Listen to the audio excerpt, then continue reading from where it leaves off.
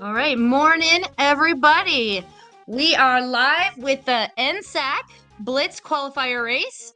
I am Nintendo Sarah, and we also have on comms. Mr. Ippy, hello. Morning. Morning. I'm looking forward to this. Yeah, so this is what I don't think we have never streamed anything but season 2 on here. So we are going to talk about what is NSAK. It is no style, all keys. We also have that as a command in chat if anybody wants to know what it is. But Rippy, I think you deserve the honor of describing the differences because this is your brainchild. So this is basically just what happens when you aggressively shitpost in the Discord. Eventually, you get what you want in life.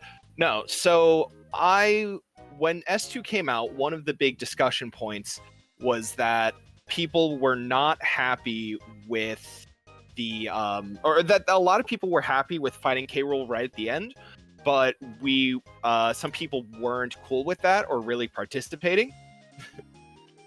I've just been reminded to not cuss. That's my one time. My apologies. So after that, there was a discussion about creating a new race type that incorporates some of the more random elements of the DK64 randomizer into it, while also still being consistent and stable enough to race, which is where we got no style, all keys. The basic premise of it at the end is to get key 8, or to get all keys, while also incorporating some of the items that are considered junk during S2. For example, you need 15 banana medals and 4 battle crowns in order to complete the NSAK race. That being said, because they are not needed in S2, it was thought a good idea to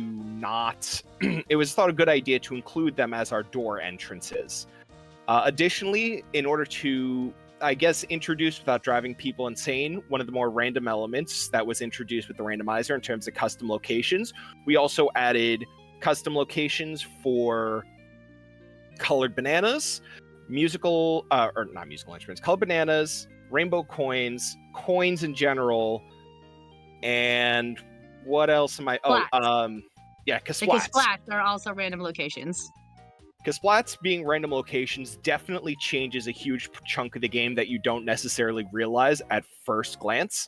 One of the biggest things is that you now have not only 5 additional things that you need to check, but you have about 30 different locations per level that you're going to need to check on top of that.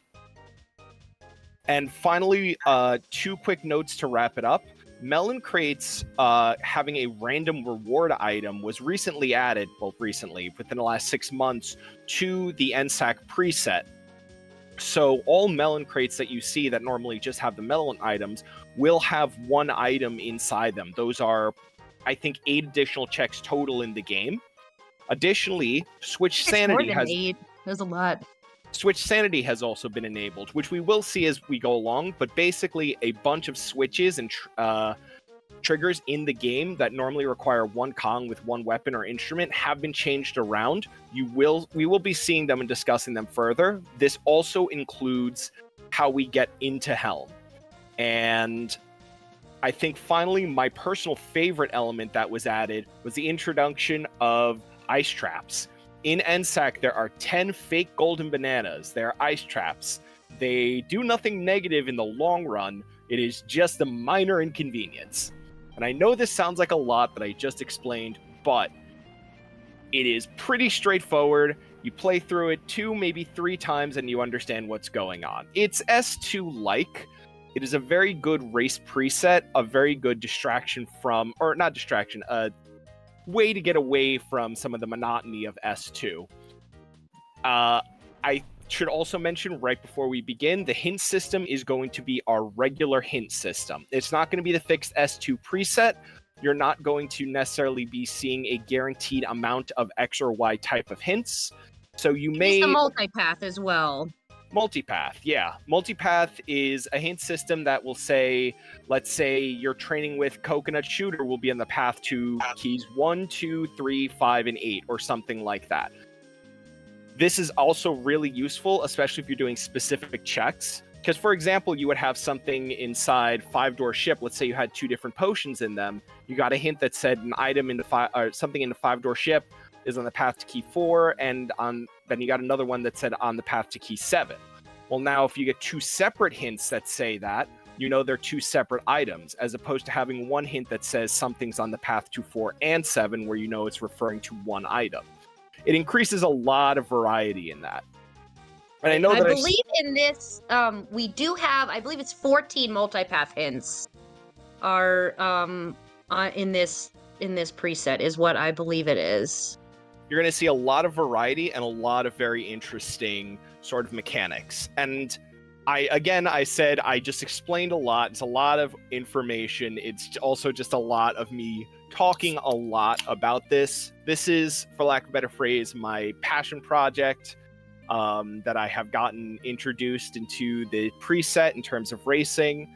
So I'm very passionate about what this Blitz race means. This means a lot to me that we've gotten enough people and enough interest to participate in it. So I want to say beforehand, for everyone who async this or is syncing tonight and will be racing throughout the week, I'm sorry that I couldn't race with you. My work schedule is just insane, but I'm eternally grateful that you all took what amounted to just me complaining and turned it into a really cool race preset that a lot of people seem to enjoy.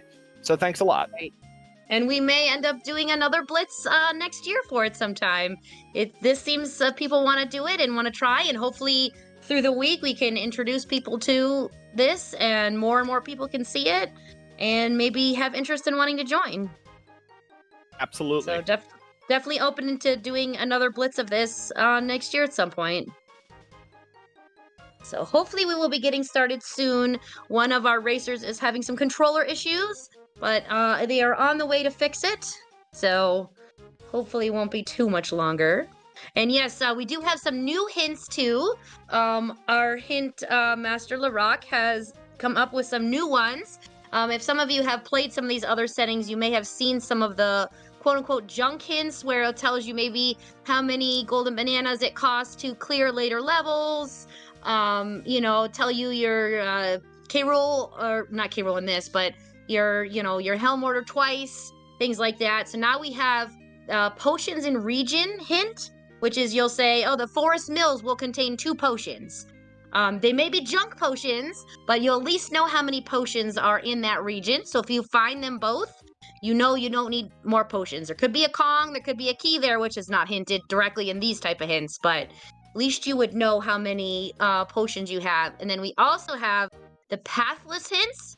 Not foolish, but pathless means it's not on any path to the banana horde. You still could use it, but it's going to be a hint where it tells you that this is not going to be strictly needed for any checks directly where it's going to be way the horde. You could have an either or situation for this, like a situation like the slams, where if they're both available, neither one will be hinted. But I still think overall, I've played a couple seeds with this myself, and I'm sure many people have. They are really helpful because it helps you narrow down what checks you need to do. Especially as especially if, hopefully we have no more casinos, but if we end up in one, it does at least eliminate some more stuff to help you focus better. So this is some of the first seeds we're gonna have with this. So first of your time on Restream. So hopefully everyone will enjoy the new hints, and they are available on the dev branch, which is dev.dk64randomizer.com. I also, speaking of hints, because we don't have a fixed distribution like in S2, we may end up seeing some joke hints. There's no guarantee that they will say some sort of nonsense or gobbledygook, or maybe just an inside joke inside the community. It could be anything, but they may or may not be relevant. Who knows? Or they may or may not be present. Who knows? Just waiting on one last person right now.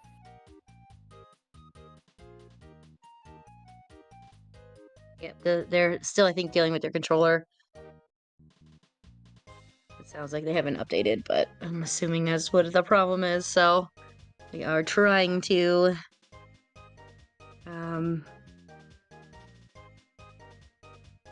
go.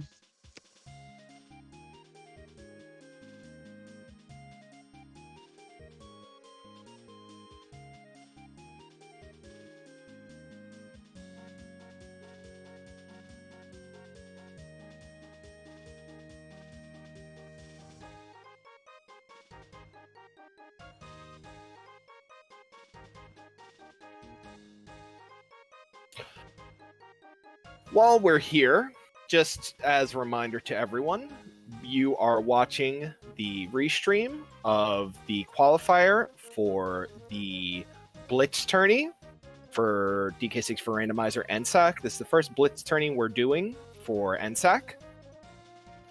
If anything that you see on stream today catches your interest, or you want to ask any more questions, head over to DK64Randomizer.com. Of note, this particular build this particular race that we're looking at is on the dev branch, which is, for lack of a better phrase, not stable for release. It does mean that it's going to generate and play. It just means that anything that we're going to be doing or anything that appears on there may or may not flicker like a light switch in terms of working or not.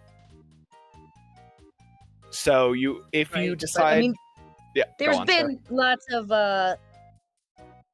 has been lots of bug fixes and everything going on. All right, we are ready. So here we go. I am going to get them started, and then we will have a race for everyone. Okay, 15-second countdown. Here we go.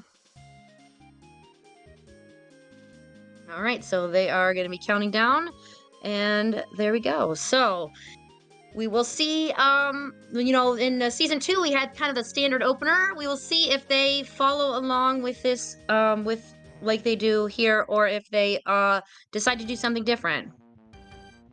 So, yep, here we go. We are getting started. Jacob's immediately going with taking care of his chores inside of Clumsy's prison. And Cam is going to check the hints in Lobby 2, which is Japes. So Cam reads the doors and then pulls it up on the screen. So it's 2 to get in for Japes. Cam always does it like that. That's just his style. So foolish colored bananas in caves. Tiny can be found by Diddy and Galleon. Galleon can spot lighthouse platform. This is really, I have a hard time writing this down too. Forest Metal Rewards is path to key 4, and Japes Metal Rewards will yield you 1 potion. So there is one of our brand new hints already in our first lobby that we're seeing. So yeah, 1 potion in Japes Metal Rewards. Very good. That means you know it's only 1, so... So one of the things that we also forgot to mention, if you were paying attention to Jacob's stream right there, is he went in and he picked up a golden banana from the spring. NSAK has barrel mini games automatically completed. Auto-complete, yep, that's a good change to talk about. That's, in my opinion, my personal favorite change added, because there's only so many times I can play certain mini games or certain bonus barrels. I'd also like to point out that Kamerson picked up Baboon Blast on DK Isles underneath the entrance to World 6. That dirt patch was clear. And speaking of things we also forgot to mention, fairies have been shuffled into the pool. So now you can have... Okay, I may not have said that. Yeah, so now we can find things that are flying around the fairies. So all of those checks are super important. Just like we found a rank stand on the ferry on the small isle next to BFI. Yeah.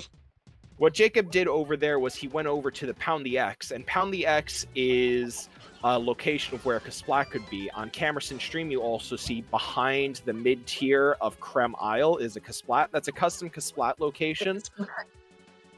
So if these are all right now, you're getting a lot of ideas of some of the things that have been changed immediately. Small changes that lead to bigger changes. I think Kamerson is probably going to take a note, is probably going to do a lap around.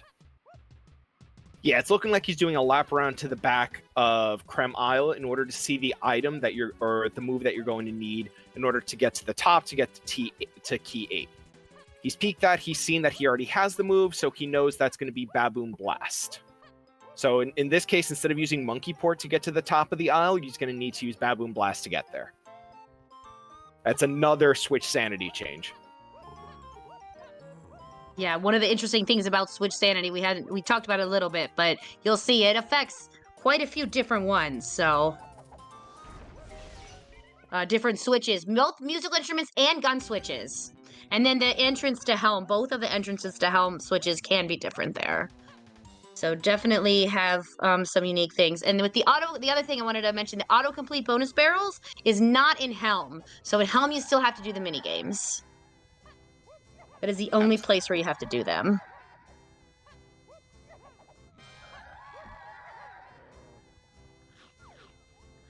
So we're getting our first look at one of the levels, and we're seeing if the shops have anything. Well, Lanky can pick up a fairy inside the DK Isle shop there. Yeah. No guarantee that it's important, but that's an example of where those things could wind up. Oh, Jape's boss defeated. Already got a boss. One. Going strong on this one. Yeah, this will be a good seed, so. Oh, and Scuff Key 2.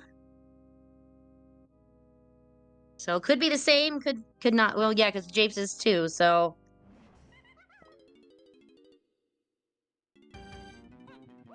We might, it could be the same. Yeah, he already got off of it, so. Yeah, crown pads are not, they are in their vanilla locations. The item inside them is shuffled, but it is not a different location for those, so. Oh, I was trying to see it on Jacob's here. What did I load the hints here? So it's worth noting that that is a feature that you can enable if you really want to futz about on the all the different randomizing options on DK64randomizer.com. But for a race preset, no, we had them. So fun story, when we were testing NSAK originally, Jacob, Umed, and myself did one race with the battle pad locations shuffled, and we never did it again. We got one that was so bad that it made us never want to play the preset, so we got rid of that setting and decided to never speak of it again. Until now. Right, that's why those are not shuffled, so. Cowards, he says. The pad was in Castle Greenhouse. It was in a dead end that you would never go to unless you knew that there was a battle pad there. There are some of those custom locations that are quite mean. We have a potion in Jape's Funky for Tiny. That's already a good idea. And I believe we have we know where Tiny is. Yes, Tiny can be found by Diddy in Galleon. So our runners are eventually going to run there and back again. Yes, they are. And Switch Sanity is where the switch is. So that normally, on Jacob's screen, you will see that's normally a peanut locked cage. That is a feather locked cage right now. And then also our monkey port to helm could be something different. And our Gorilla Gun can also be something different. That can be a musical instrument, or it can be Chimpy Charge, or it can be Gorilla Grab. And the monkey port can be monkey port, baboon balloon, or blast. Baboon blast for Donkey Kong. We do know that it's Baboon Blast this seed. Yeah, we have lots of blasts, so. Different switches and different musical instruments. So the back of Aztec may not be locked by guitar. We do not know what it will be locked by. Someone will have to peek it. The hints do not tell you any of that. You have to just go look at it. So one of the settings we were talking about before was inside the melon crates. The melon crate behind the mountain in Japes had vine springing inside it. That was a really good find. Yeah, but so that peanut switch there on Kamerson's screen, that is one of the switches that is not changed because that is a specific Diddy lock check. And that is only for Diddy. So like the 5-door temple ones, the 5-door ship, those will remain vanilla for those Kongs because they're specific Kongs to enter a specific place. It's only all Kongs are ones that are easier for people to go around with. So Switch Sanity, there's a list. If you do the document, there's a list of all the Switch Sanity locations within the rules document. It's all in the wiki now. So it is there if you're curious. They'll tell you all the things and what they can be changed to. One of the things I want to point out that we saw in Japes Hillside was Lanky's timed cage in Japes Hillside had a crown in it. As we were mentioning before, you need 4 crowns in order to open up one of the helm doors. There are only 10 crowns in the game, and in NSAK, you need 4 of them. So they become a hot commodity quickly. If you find one, you generally speaking want to go back as quickly as, or you want to make a note of it so you can go back to it as soon as possible in order to secure yourself that crown. Generally speaking, I find that when I play, there's a banana medal. I find that when I play, I tend to either have 6 crowns by the end of it or 3 desperately looking for the 4th one. So who knows what we could find this seed. Also, we will see. As I was saying before, we do have another banana medal here. The banana medals, we need 15 to open up the Japes door. It's also worth pointing out that you do not need to do jetpack or a DK arcade in NSAK. Those rewards are not shuffled, so you don't need to worry about possibly having to stumble into, in my opinion, one of the worst checks in the entire game. Because DK arcade is doable, it's just not fun, in my opinion. But I'm sure I'm also about to get... I'm sure I'm about to get Snap to come in the chat right now and just call us cowards again. Yeah, that's fine. Snap does interesting settings, so have fun with that. Yeah. But yeah, and the other thing too, I don't remember if we did point out, but it is now 70 golden bananas to get into Helm, not just 60. So to a little bit extra time since we have no K-roll fight. With same three Kong, random Kong Helm. But we are not changing, we don't have, since no K-roll, we are doing 70 golden bananas. One of the things you're also going to notice with this, with the custom coin locations, there tends to be, it could just be confirmation bias, but there tends to be a lot more visible high coin counts at the end of your seed. So shops are going to be very, very useful throughout. You're going to see a lot of our you're going to see our players, and really anyone who's streaming in general, NSAK is going to be spending a lot of time in and out of shops, just picking up what they need, whether it be golden bananas or medals or blueprints or whatever. Shops are not inconvenient. It's really easy to just go there and get everything that you need. Revan asked me what my hopes are. Revan asked me in the chat what my hopes are for the seed. I'm hoping for some ice traps. I'm hoping for... honestly, ice traps, that's the big thing I'm looking forward to.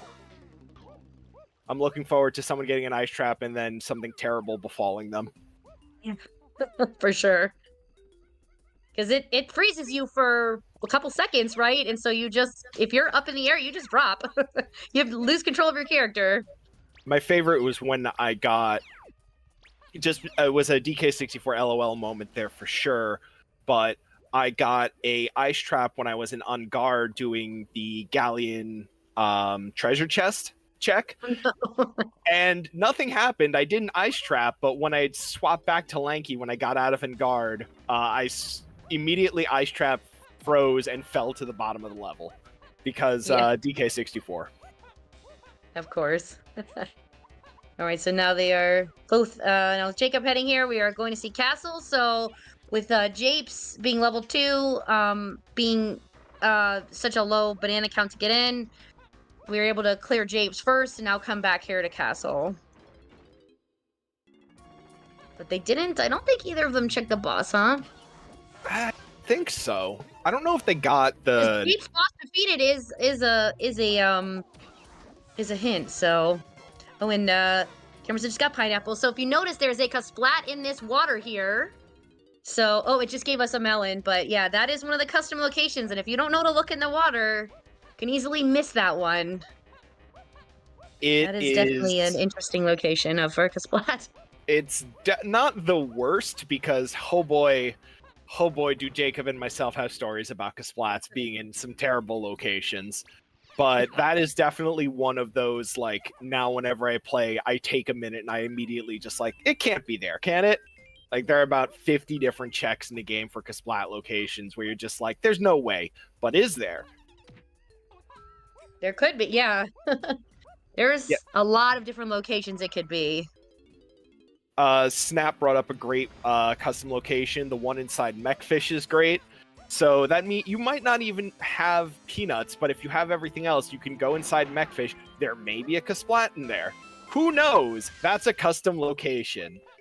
144. Wow, yeah, I knew there was a lot of locations, so definitely definitely a lot. And a lot of places that you may not have to go logically to beat the seed, but you need to check for Kasplats because they could have something on them.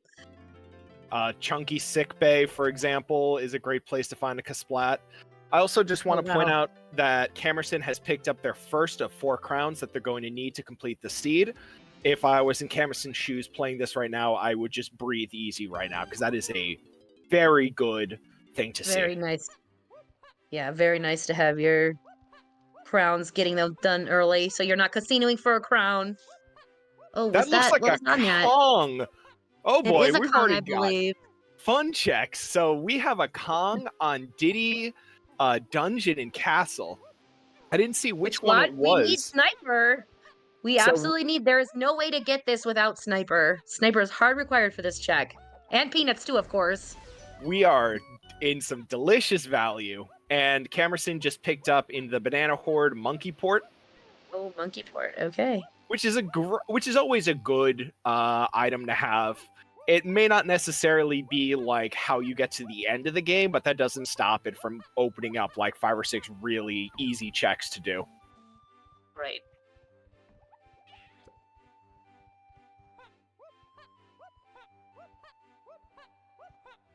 Yeah, so let's talk. While we got a little time here, let's talk about holiday mode, because this isn't normally what Castle looks like. Is that correct, Sarah? That is correct. We have snow on the ground. So some of the fun things do not have. Some of the fun things that the devs do is for Halloween and the holidays, they enable some minor tweaks that are visual tweaks that are added to the game. So, for example, you're going to see everything have snow on the or levels have snow on the ground where they didn't have it before. There's also going to be Santa crossing the moon in the sky, which I'm sure we got a shot of it around around one of these corners here. Oh yeah, you can see the moon in Castle. As they're ascending, you're gonna get a good look at it. Yeah. There's also, if you do not have Lanky, if you have the Kong set to random colors, Lanky, Donkey, and Tiny will have colors that are special for the holiday seasons. Lanky's going to have a big red nose because reasons. Why not? Reindeer. Yeah. Rudolph. Exactly. Oh, and Kamerson takes the fall off of Castle by getting that lone Kasplat there. That also gives us a chance to look at something else that we didn't mention before, which was one of the holiday changes is the bottle caps teleports are all going to have color changes on them so that they look more festive. Yes, and there was a shot of the moon. We could see Santa and his sleigh with the reindeer going across the moon. So I think it is the most adorable mode. I loved Halloween, but I really love the holiday spirit we have here. And there's also a special thing on Tiny, which we will tell you when we get to her. But yeah. And Donkey Kong as well has a change. But you can see even now our wonderful devs have added a bunch of features where we can change the Kong's fur color, not just donkeys anymore. We can change more fur colors and more colors on all the Kongs, so. The devs are really active. I have to give them a lot of credit. The Discord that can be found at discord.dk64randomizer.com is very heavily moderated and very listened to and very active. The process by which people can make suggestions and they're responded to and given feedback is absolutely phenomenal. And it really the devs see everything, even if it's an idea that is obviously going to go nowhere fast or is technologically impossible, they're still going to at least give you the time of day instead of just declining it and moving on. Even if it's just we literally do not have the mechanisms to make this work. Response, they will tell you why the answer is yes, or maybe. They will explain to you why it doesn't work, or it doesn't work right now, but you know, they at least listen to it. We really do have the absolute best dev team in all of the randomizers. So absolutely shout out to all the dev team because they all do such amazing work. Absolutely phenomenal jobs across the board. Really, really great. So something that a lot of I think that our runners here, or maybe anyone who's streaming, is probably going to encounter is going to be leaving a level with 35 colored bananas, which is, in my opinion, the biggest feels bad you can possibly have when playing DK64 Randomizer. It is entirely possible that there is 40 that you just can't find because that fifth one is in a really obtuse location that was custom placed by the devs, because even though they are our friends, they know exactly how we think and where we wouldn't check, and they will occasionally put something exactly right there. Yes. And yeah, with the custom locations of bananas and how close to the banana balloons as well, it really changes how you have to do your banana routing, because you still require the 40 to get your banana medal, but when you don't know where they are, you have to really scout around the level and try to figure it out. Because normally, you go the same route, or you go through the greenhouse and you can get 35 bananas, or maybe it's 30, but you get a number of lanky bananas in here. Now we've seen none. So it really changes how you have to route the levels and think about your gameplay, and it's going to be different every time. Every seed is going to be changing because it's random. Exactly. Even though they are predetermined locations, logic has been written so that while you may have to have a weapon in vanilla or the S2 settings in order to get your banana medal check, it's not necessarily the case in NSAK or when you have shuffled banana locations. Yeah. So we don't have rocket barrel or guitar or anything to check in this. We have trombone, I guess, but we don't have rocket barrel to actually do this check. But Cam is still going in here. Could have a splat. It could have bananas. It could have everything, right? And we don't have Tiny to get into the monkey port one. But we still want to check around because there's some coins, which we're pretty rich. So we already have $32.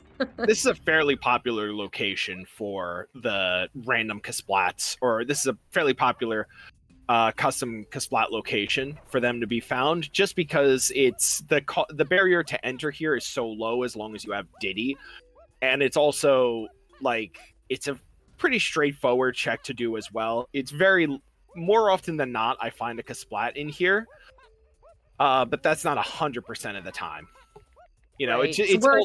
It's a check that is worth doing, just because at the very least, especially with shuffled coin and CB locations, the payoff is so high that it's just worth the 10 seconds, or it's worth a minute to stick your head inside.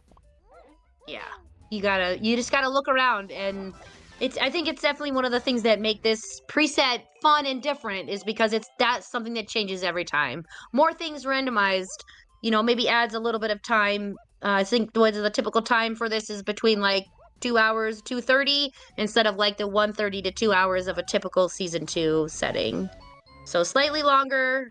With obviously a good player, you can always have someone who clears this really fast. Like we all saw last weekend, we saw Connor 75 hit that world record in season 2 settings at 121. So you could have a good player, play really well and get really lucky and beat the time of this, but I just want this is a little bit longer. I want to take the time and point out that Kamerson picked up on the dirt patch behind Snides atop of Castle Grape Shooter. Grape Shooter opens up a lot. One of the things that Switch Sanity covers, although I'm not 100% certain if it is the case in this seed, Switch Sanity does change the weapon needed to open up the Rambi cage. Because in DK64, any Kong can enter the Rambi box to become Rambi.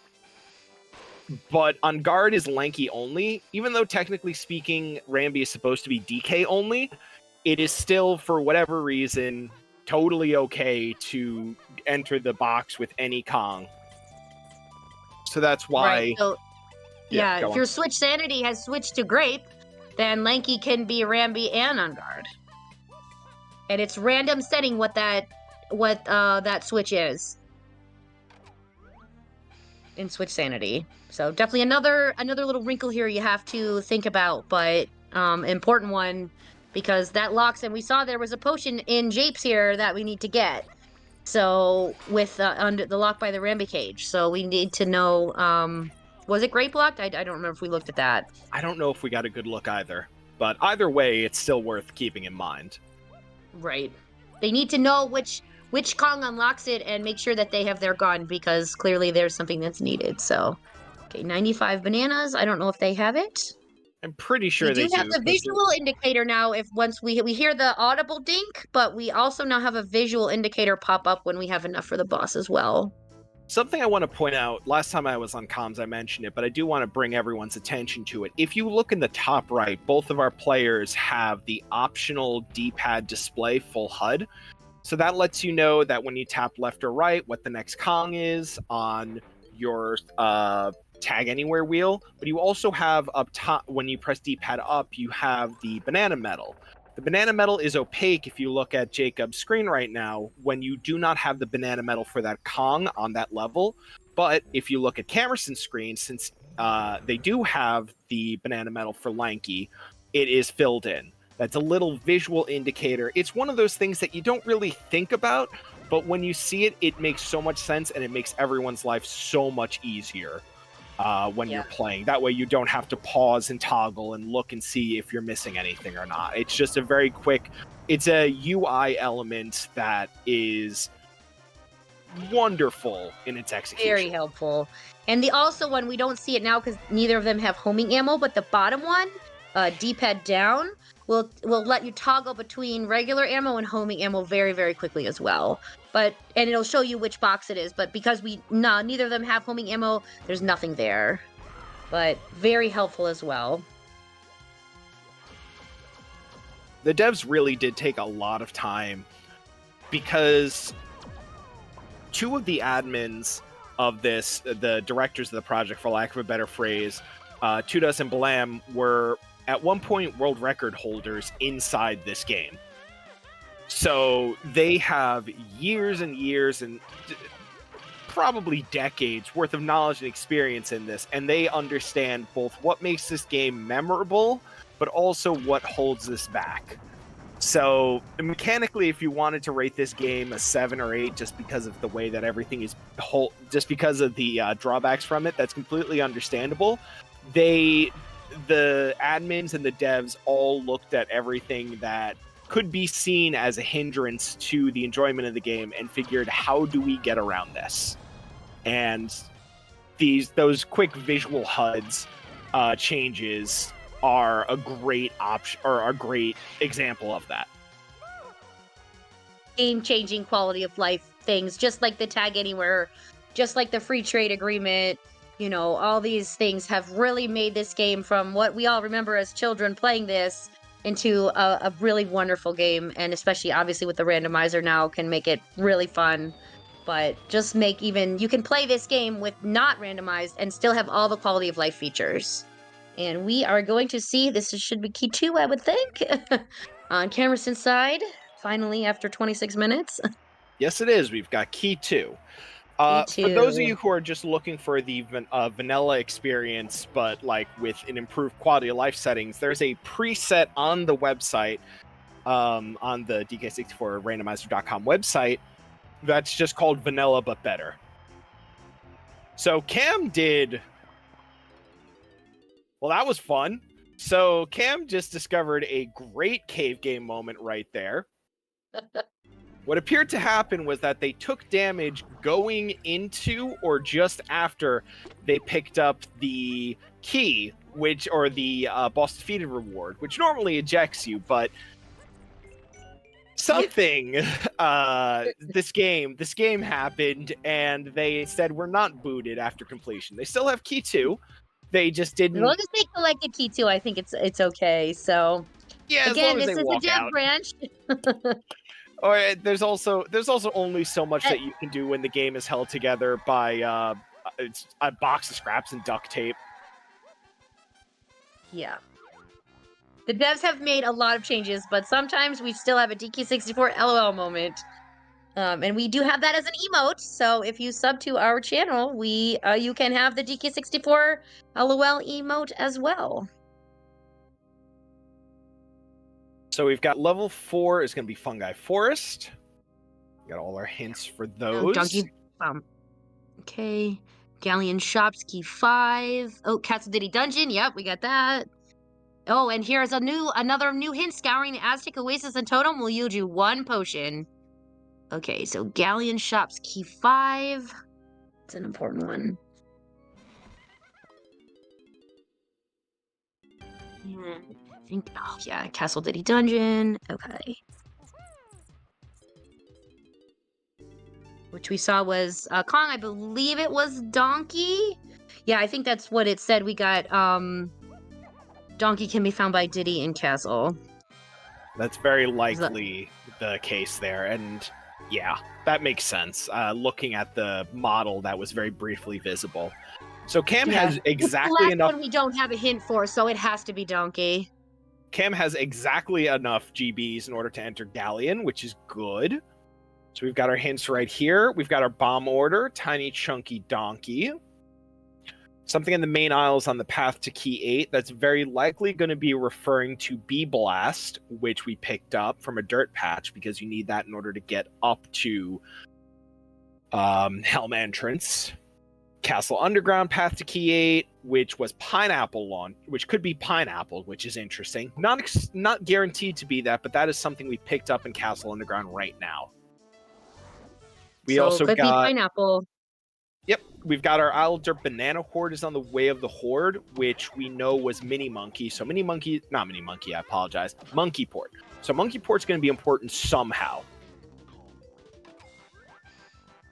Yeah, Monkey Port could get us one of the Monkey Port checks. Even if it is not there. Okay, yeah.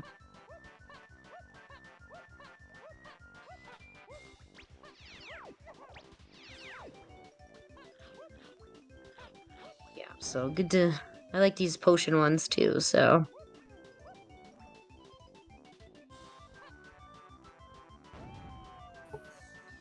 Yeah, so Castle Diddy Dungeon, yeah, so that's Donkey. Isles Dirt under the caves lobby right there is we had that was, what was that again? Which check was that? That was where we got Blast. Yep. You got Baboon Blast. So that is Way of the Horde. So we are going to be blasting. Or it could be what lets us get into Helm. Did they check that yet? We didn't check what's inside Helm. We do need Bee Blast in order to get up there. We know that. That pad was already shown. So we have, oh, hey, look, buddy. It's Key in the shop in Galleon. Who would have thought? Hey, there we go.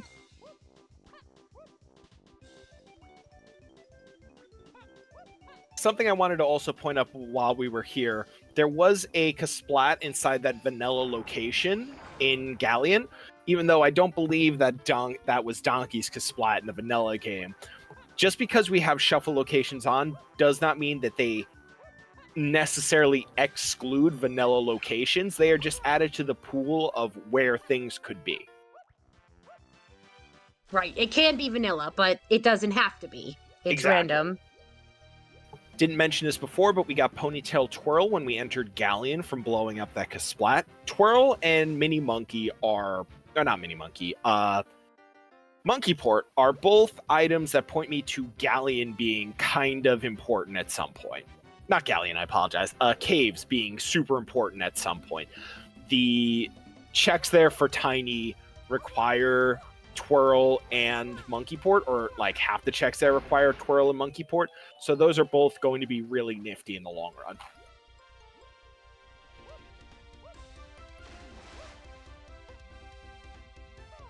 So we don't have it here today, unfortunately, but in there are, when the devs were coming up with custom locations to put Kasplats, you need a certain amount of dry land space for them to patrol on.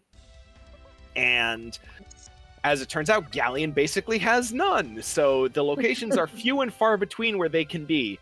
So the cactus, the music cactus that we were just on, I don't know if it normally has a Kasplat in vanilla, but there are... That's one of the vanilla... Yes, that is a vanilla location. So there is a second location that's on the cactus referred to something to the effect of like other cactus Kasplat in the back-end document. So you can find 2 Kasplats up there. And if you have the setting enabled for hard enemies or something like that, where they activate their Kasplat attack a lot more frequently. Shockwave a lot more often. Oh yeah, you basically can't get up there without a musical instrument or save states, which who would use save states when they're playing this game? I don't know what you're talking about.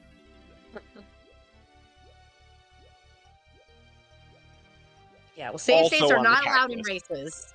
Yes. We absolutely do not allow those in races. You have to, if you fall, you have to just start back over. Thank you, Siegel, in the chat for reminding me, or for confirming that the name of the location was also on the cactus, in addition to on the cactus. On the cactus. Right. So yeah, we just saw Rainbow Coin and Banana on here.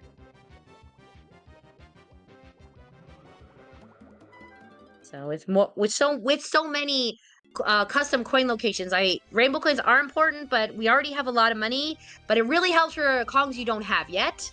We're still only with 2 Kongs right now. So if you do get a Rainbow Coin, it gives you 5 coins for every Kong, including ones you don't have yet.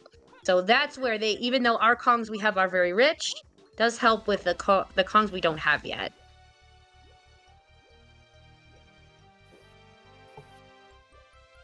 So Donkey has a potion in Galleon Funky. That's interesting. Do we have a hint right now that says something about Galleon shops? Because that's 2 items that intrigue us right there. Galleon shops are on the path to key 5. So it's very likely then that the the key that's available for purchase in Galleon shops is going to be key 5. But it's also worth keeping in mind that we do have a potion there for purchase. It could be anything. It could be useful. It could just be a don't forget to go back there and get it potion. Yeah, very important, so... Snap does make a good point. Key 5 is locked behind Sniper, which, LOL.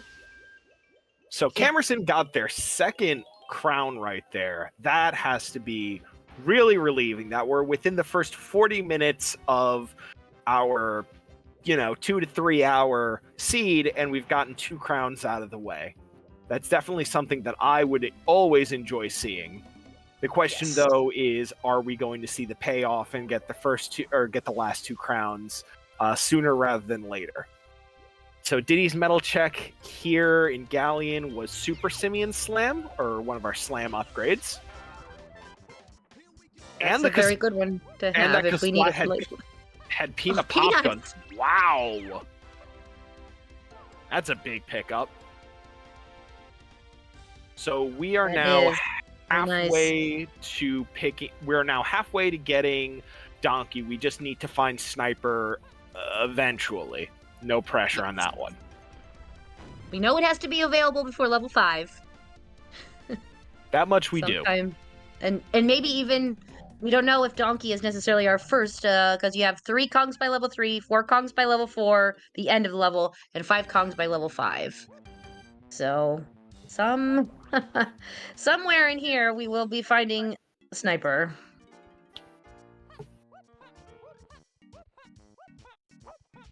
Briefly, I want to mention the difference between simple level order and complex level order. Even though this doesn't necessarily apply to this seed, I want to explain the difference because Sarah brought up that you need an item that you need exists before a certain level. In simple level order, the things that you need are going to basically be in the levels before you need them. They're not going to be found later. So if you need, for example, an item to do something, or not do something, but in order to get a Way of the Horde check in level 4, for example, you're going to find it in levels 1, 2, or 3, or level 4 itself. It's not going to be past that. You don't need to go back and return to it. And that's a very simple explanation of it, but that's what simple level order is, basically. It's a lot more linear as compared to complex level order. Holy smokes, that's Tiny Kong. Tiny, there we go. That would all right, be we found Tiny. On top of Diddy's treasure room. Wow, good get. Yeah, we had the hint of it was Diddy getting her in. I think it was just a Galleon. So good to clear that out. complex level order, which doesn't apply to this, but to briefly explain this, it does not have those securities. So you can have like vine swinging be hidden in, well, not vine swinging, but you could have swimming be hidden in hideout helm, for example. Yeah, like that's not diving in home relevant. could happen. That is not relevant for this Blitz tourney nor this race preset. I just wanted to make the distinction that there is a setting where, or that there are settings available in your randomizer where you can just go, I don't want linearity. Right. Yeah, so it is a choice. But for race settings, we try to keep, for most of these, we do try to keep the simple level order. And you do still have some backtracking back and forth between levels. As you find more moves, things open up, but it is quite a bit less than something like a complex. So, yeah, all right. Diddy minecart. Did we see what it had? We're doing it. Oh no, we're not doing it. Are we getting? No. No. Okay, I couldn't see what it was. I was watching over here. Banana over here. So interestingly, Kamerson not getting tiny right now might end up being, or not clearing out their Diddy checks might be a huge mistake in the long run. Yeah, we'll have to see how that plays out. Because tiny is probably going to be needed for something. We did also have diving and grape shot and Diddy. We didn't have spring though, which is interesting. So a brief note on logic. In order to free Tiny, you're going to need to have spring before you're able to free her. Spring is going to be available beforehand. So logically speaking, so Jacob did technically go out of logic there in order to free Tiny, because you need spring to ascend that gold tower. All that means is that spring is going to be in the first 3 levels, as opposed to later on. So if there's a hint that says something to the effect of like, spring is going to be Way of the Horde, now we have a potential answer for that. Right, and we can get that hinted Way of the Horde, even though we already have the check that is locked behind. So it definitely is possible that we could get a hinted, even though we have already bypassed the requirement for it. Because the hints don't know. The hints are assuming you're doing everything in logic. Yes, so for racing, you do not necessarily need to obey the rules of logic. That is... And the best racers end up not doing things in logic because they definitely want to go as fast as they can. And if you can skip something out of logic, you can usually go faster. Exactly. The logic only says that there is a guaranteed path from beginning to end, not the way by which you get. Whether you follow that or not is a completely separate conversation. I just want to point out Kamerson having elite no-scope skills on that one for getting the 3rd melon off of their last shot. Shout out to Kamerson, clearly the old Call of Duty player on that one.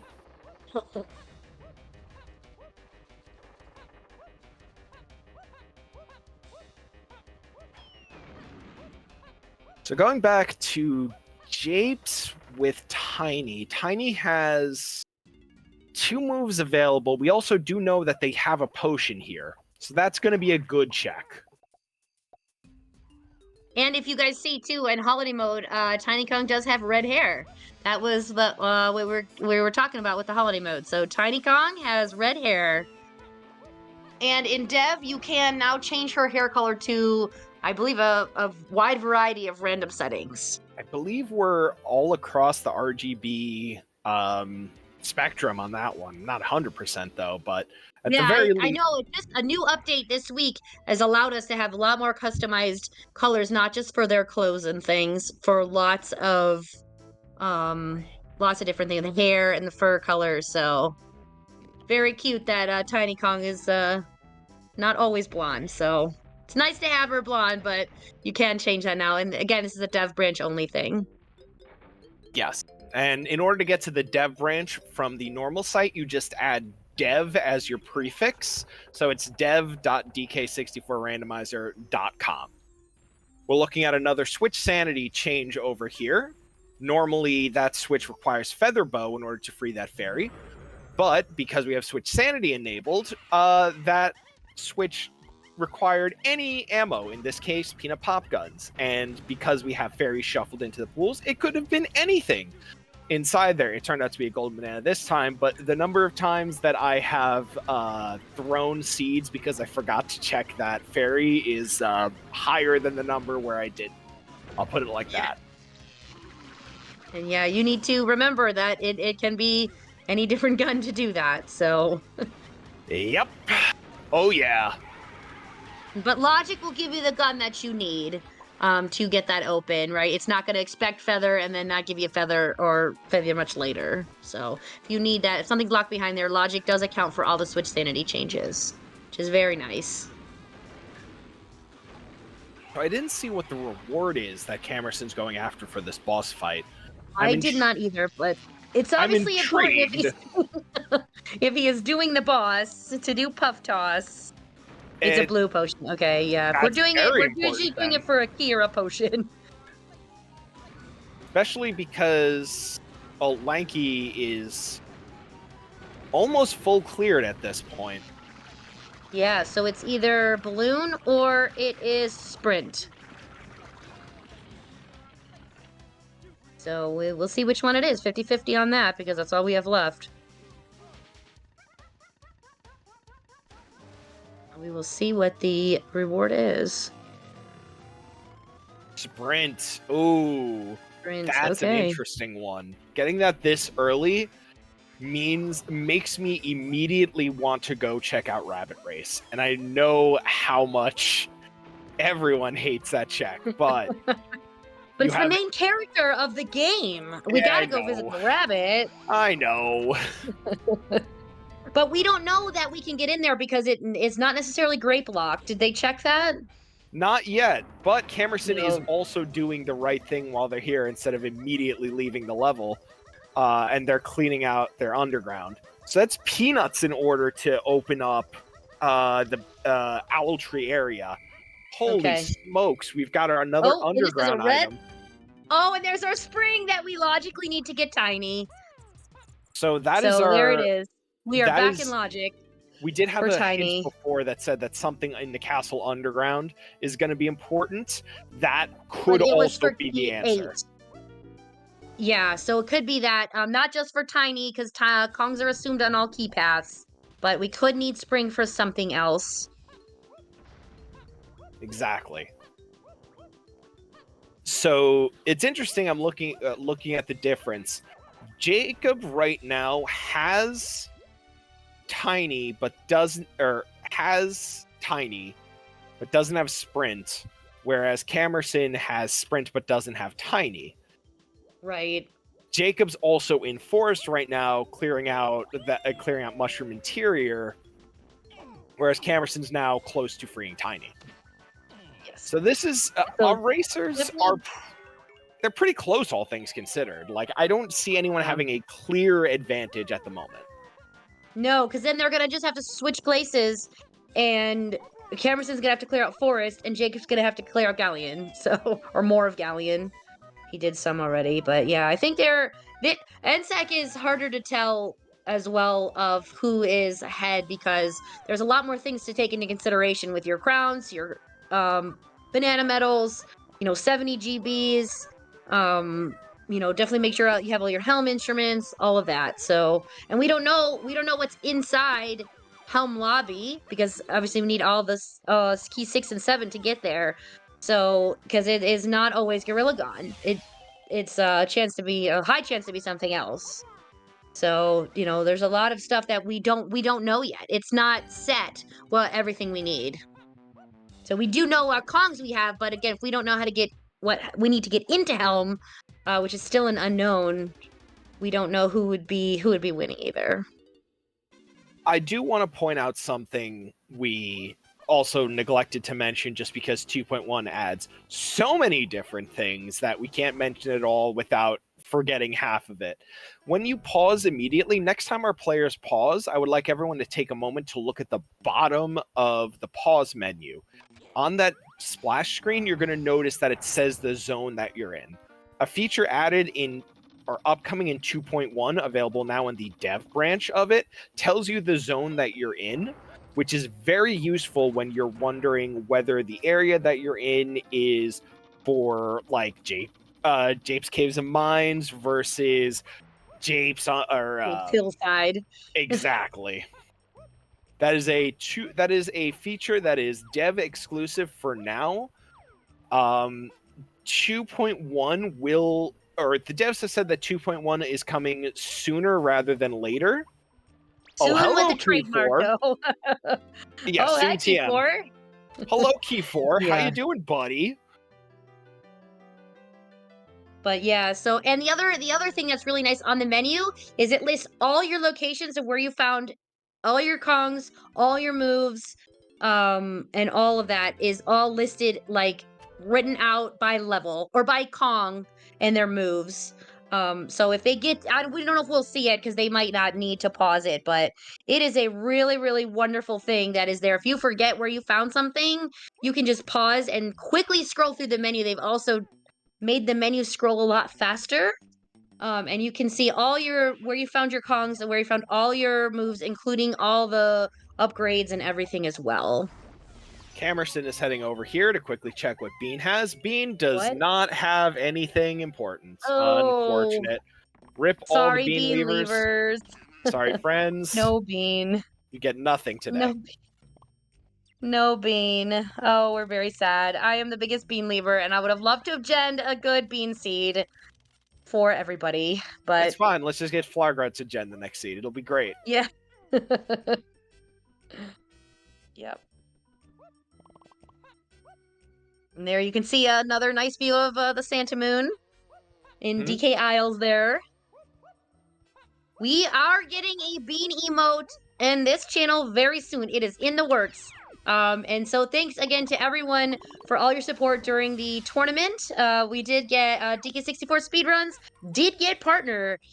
So definitely opened up quite a few more emote slots for us. And I know we are having quite a few, including some animated ones in the works.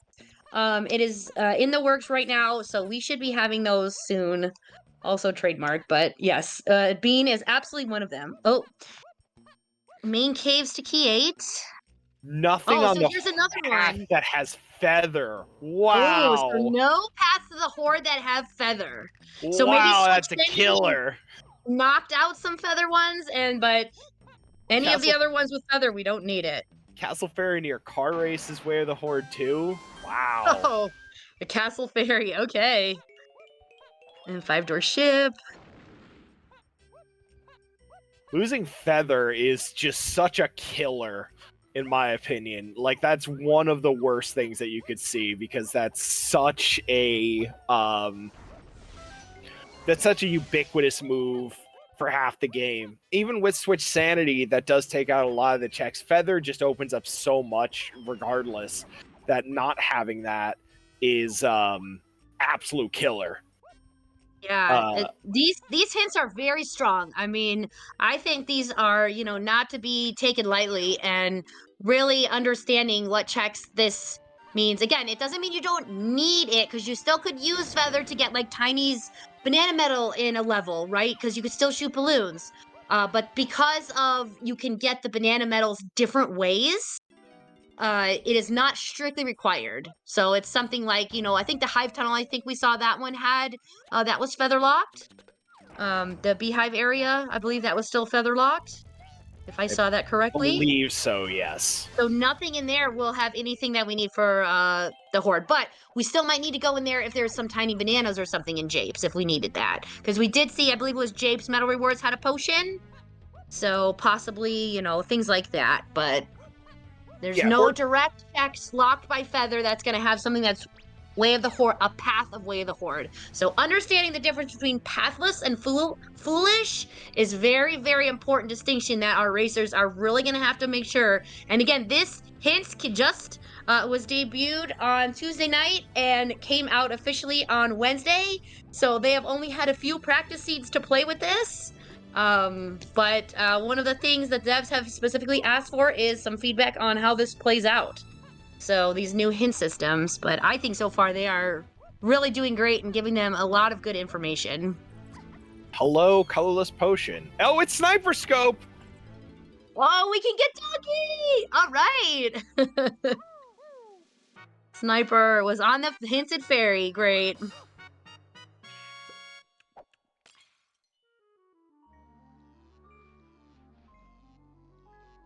Perfect. I'm very happy. Yep. So now we can get we can get our boy Donkey Kong. And we're in the level for that especially, so it's not like you have to go too far out of the way. Castle having a lot is interesting in general. Out of all of the levels to have like heavily front-loaded stuff, I think that Castle is probably like my favorite as opposed to Forest, because Forest has 1,000 things that are locked behind 1,000 other things. Yeah. There was, on a personal anecdote, there was a seed that I had where I got like 12 items in japes in the first half an hour, and I was like, this is terrible because now every check in the game is open to me, and I don't want to do this. Yeah. So you have a very careful balance of like wanting moves soon, but not so soon as to make the entirety of the game a pain. Right. We definitely want to, you know, have some checks open, but not everything, because then you're gonna have to more full clear and, you know, get more checks done, which just, again, in a race, you're adding onto your time. And I don't know if we mentioned, but there is 15 runners in this. So, and with the 6 asyncs that we already have ahead of time, this is a top 16 Blitz race. So there will be some pretty strong competition for who gets into this Blitz tournament. So we're only gonna have the top 16, and we are ending up with more than 16. Definitely people trying to qualify for this. So, but very, very nice. So again, and you're a race and you're qualifying for a tournament, you know, you want to make sure you are playing smart and fast. So if you have a ton of checks, that makes it harder and makes it easier to forget something or just overlook something. So we don't want that. No, we do our not. racers here. So I also, while we were talking about racers and qualifying, we have 2 very strong NSAK racers that in our restream tonight. Jacob, who normally plays pain and suffering settings that were submitted by viewers, mostly Umed, is very aware of the mechanics by which this game exists and how Logic wants to distribute them. And Kamerson is also someone who plays a lot of hell mode settings, so they also understand how all of this works. Yeah, Jacob, aka the guinea pig of anything we want to test. Yeah, especially some of the new settings, some of the harder settings. Definitely. I believe you guys all tricked Jacob into doing one of the first Plando tests. Oh yeah. Didn't even know it was there, so. So yeah, Jacob is the tester of all the new things. So we've got Key 4 that was just picked up by Cam, which opens up a bunch of hints for them. We've got Tiny is now checking her underground check in Castle. What do we have? What is it? That is hard to see. Does that look fake? Is that an ice trap? Oh my goodness! Hard to tell. Oh, we got the bean! Oh, we already know it's dead, but we got the bean! Jacob got the bean for chat. Yay! There is the bean. So I would just like to point out, since that was our first visual of it, what an ice trap looks like. An ice trap looks like a banana, except it isn't. It has a slightly greener hue because it's not ripe yet. And it also spins in the opposite direction. And if you there's some visual cues of this is not a thing you want to collect right now. Exactly. But sometimes if it's on something like a banana medal reward, you automatically collect it, like that bean. We automatically collected that. So if you have an ice trap on there, you cannot avoid it. It's the equivalent of the sad trombone from and tuba from Price is Right. That's basically how I feel every time I pick that up. I want to point out a little trick that I just saw Jacob do, which is that Jacob was able to complete Lanky's mausoleum without needing sprint. So that is a very difficult but also very doable trick to do, where you just need to stand in a specific position, fire or launch with the grape, and then as some sort of tag anywhere shenanigans where you're able to roll around with Donkey in order to get past the gate in time without needing sprint. It is, as I said, very difficult but very doable. It's one of those things where Donkey rolls is very fast. It is the fastest land movement you have other than sprint or hunky chunky. But for normal moves, Donkey's rolling, which is why you will see, especially once they end up with Donkey Kong, they will be rolling everywhere because he is so fast when he's rolling. Kamerson's right now looking at another crown on this battle pad. A 40-second commitment is not great. However, considering the necessity of do I want to spend this time collecting crowns or not, it's worth it in order to get it. Yeah, with needing 4 crowns, which is 40% of the available crowns, because there's only 10 available. Seeing it on a vanilla location on a battle arena is a good, no matter what, because the maximum time these can be is only 60 seconds. So it's a good investment. You know for sure this is a crown here. Obviously you see it, so you know, and you know you need it. With these helm doors, it definitely changes how you have to think about this. If this was a GB, they wouldn't get it, but being a crown, they need it. One of the other things to bring up is that directly influences the way that foolish hints are laid out, having items on helm doors. So, for example, you're going to see, I don't want to say you're going to see no, but you're definitely going to see significantly fewer foolish region checks with items on helm doors, because, so there's 40 banana medals total, and they're distributed to 40 checks. Well, those 40 checks now are all, technically speaking, Way of the Horde, or at the very least not Way of the Horde. So they cannot be ruled invalid or foolish in this case. So right. I don't think they're Way of the Horde, because you, unless one locks all the rest of them, or you have all the rest locked, they're not going to be Way of the Horde, but they are definitely not a foolish, right? This is the same thing as the pathless hints. They're not necessarily in a path to the Horde.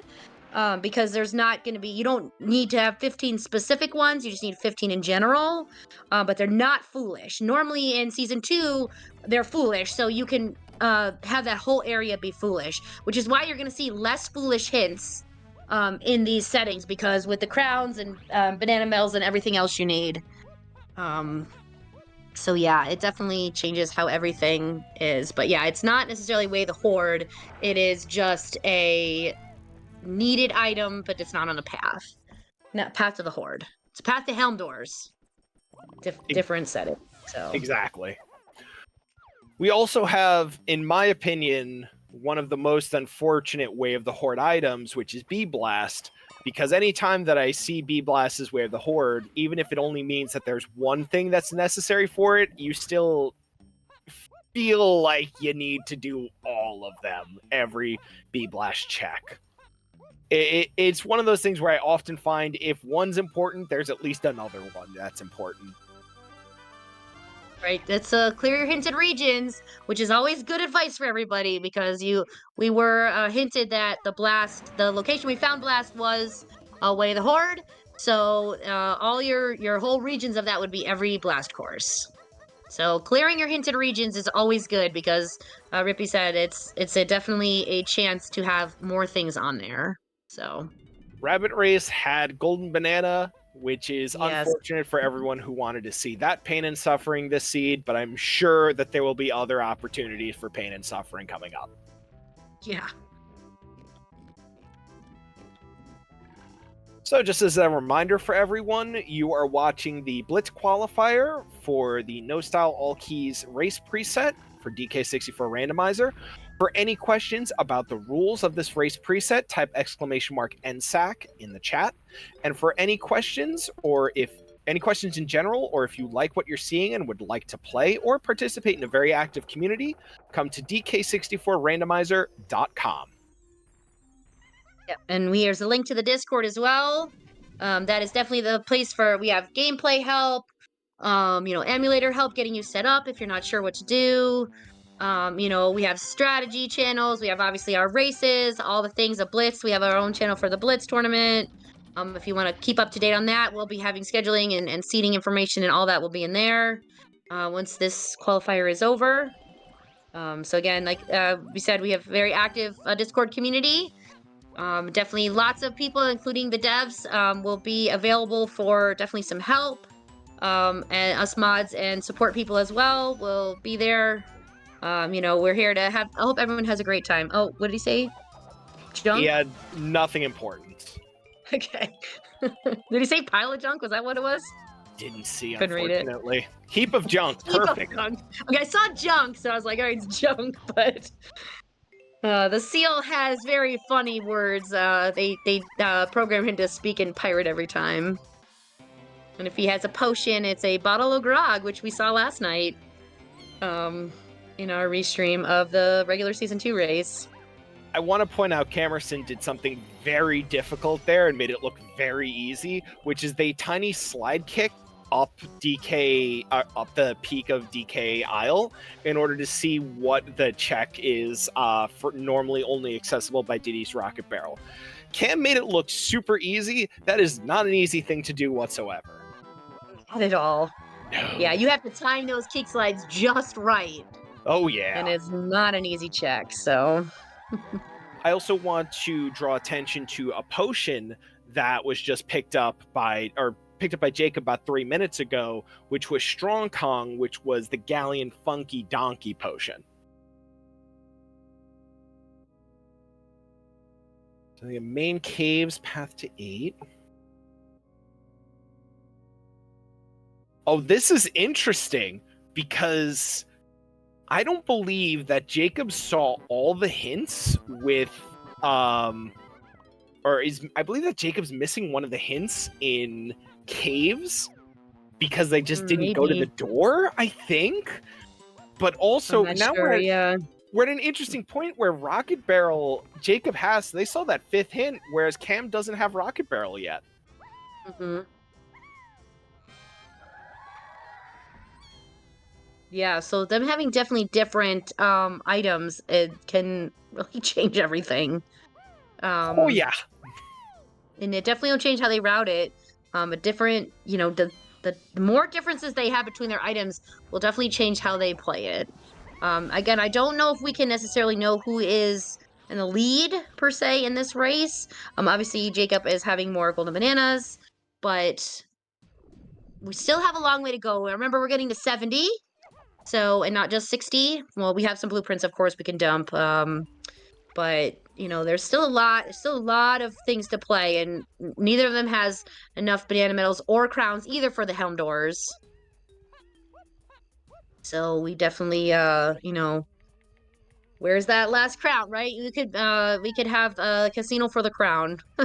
We don't know where they all are yet, so. Very much could be just as simple as one check that one person forgets and then spends 40 minutes not going after, whereas the other person just gets it and all lines up. There have definitely been seeds that I've been a part of, personally, where it's been like, okay, either you get it or you don't. And sometimes you get it, sometimes you don't. Right. So Cam is now getting his sniper, and we'll be able to get his Donkey Kong. But yes, we did at least get to see the bean planted, since Jacob was a man of the people and did get us the bean and went by there and at least saw it planted. We won't be getting, well, we can't get it anyway, but we have no mini nor sacks, but...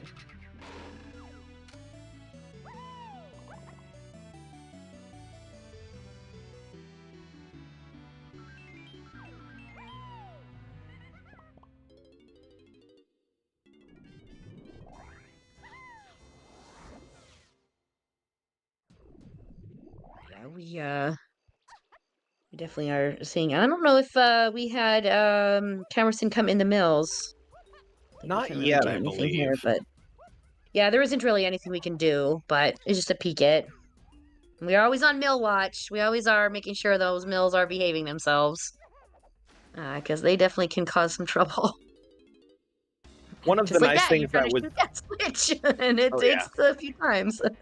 one of the nice things that was recently added to 2.1 was the quick change from day into night in Fungi Forest. So you no longer have to stand around and wait for a specific visual cue. It now occurs in like maybe a third of a second total.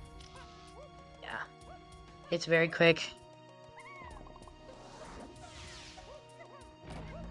So Jacob's got 10 medals right Got now. the bean. Cam's got the bean. Jacob's got 10 medals right now, so they only really need 5 more. Yeah.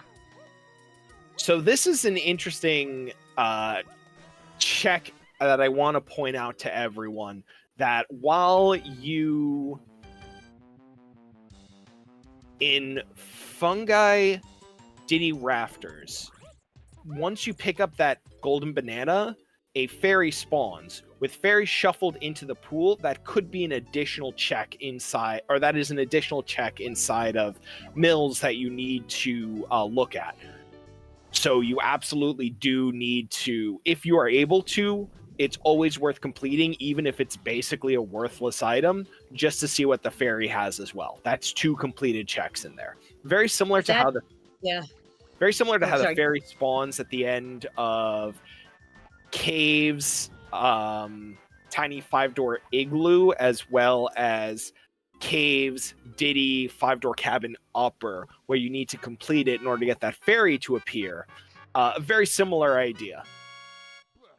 And that's one of the things that I really like about NSAK, is that you remember, oh, all of these fairies, that's now 20 additional very, very live checks for me to look at.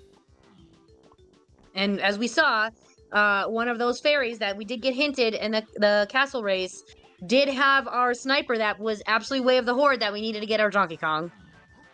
So Cam now has Donkey Kong. Cam is missing Rocket Barrel, but has Sprint, whereas Jacob is missing Sprint, but has Rocket Barrel. And Cam is also missing Strong Kong, which we don't know if will be needed. Yeah, even if we can skip most of them logically, but sometimes you find it, and if you have it find it in a hinted location, it'll push you to check those checks, production room, library, something like that, if we need it. Even though they're skippable, just knowing that you have it, knowing if it's hinted location or not, can definitely help you out better. So missing that is not, you're missing it.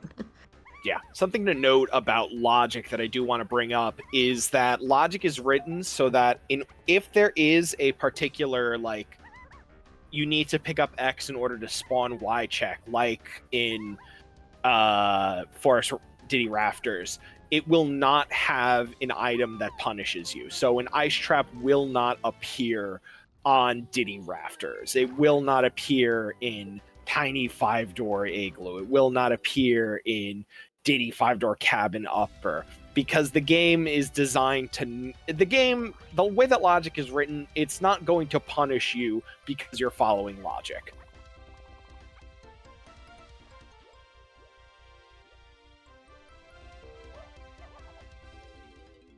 Yeah, so Lunatic, you are correct. It is 18 additional checks. However, you're also only assuming that people play on simple level order, because I've seen seeds where you pick up key 8 before you pick up key 5. Right. Yep, because you only need 6 and 7, key 6 and 7 to get into Helm. I mean, in simple order, you will obviously have to find them, but it is possible. Or LZR settings, you can also get it in those.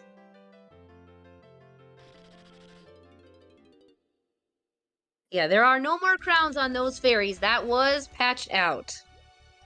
So we cannot get that. So the specific patch note was that if you have an item on the Helm door, that item cannot appear on the fairies, the vanilla fairies inside of behind Helm. Those doors. Exactly. Yeah, very recent change. Yeah, I believe that was just pushed a couple days ago. Maybe even just yesterday. it became a running joke for months that the fairies behind the final helm door would have at least one crown. And it was just Because the helm, yeah, you're so limited on what you can have in helm because you can't have any GBs in there. And then obviously in these kind of simple level orders things, you can't have any keys. And it'd be very hard to have a potion there because you'd need it before that. So it's very limited on what you can have there. So Datloss, you think crying is the word that I would use. I think the first time that I discovered 2 crowns back there, I got demonetized on YouTube. It was not a fun day.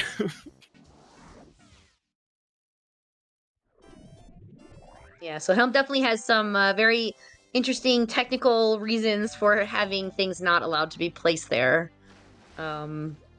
Which neither of us are devs, so we don't know all the specifics, but just we trust our devs and they know what they're doing and that's what they say. So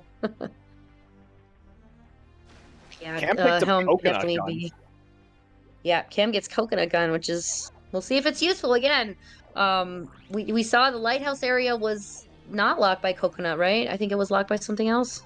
No, Yeah, they were Lighthouse already was there. locked. So Yeah, they've been there for a while. Lighthouse was locked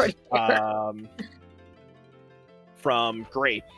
And that is in a 5-door ship that they picked it up, which is absolutely fascinating because we did have hints that something in 5-door ship was kind of important.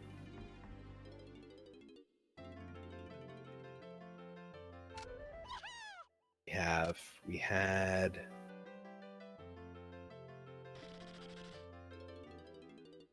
had something in the 5-door ships is on the path to key 8 as a hint from caves. So we do know that a coconut gun could be the item that is being referred to. We also did see that there were 3 other, like the lanky, chunky, and Diddy 5-door ship items were nothing because you're able to peek those when you went in with lanky. So the only other check that could possibly be it is Tiny's 5-door ship, because you don't have an easy way to peek that. right.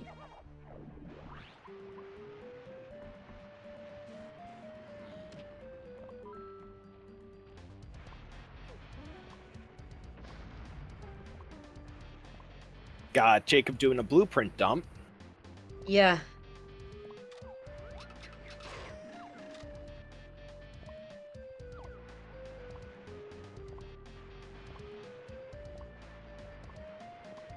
So we got Pineapple locking the Ramby cage. Pineapple's blocking Ramby. Okay, so we have Pineapple, but we don't have Chunky to be able to get it. And our hint for Chunky was, I know it was Diddy, because Diddy locked all the Kongs. And it was in caves somewhere.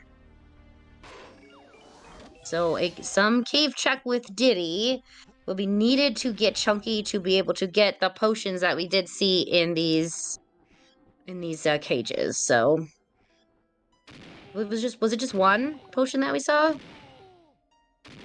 Inside of the hillside cages? The hillside cages. Hello, Guitar Gazump.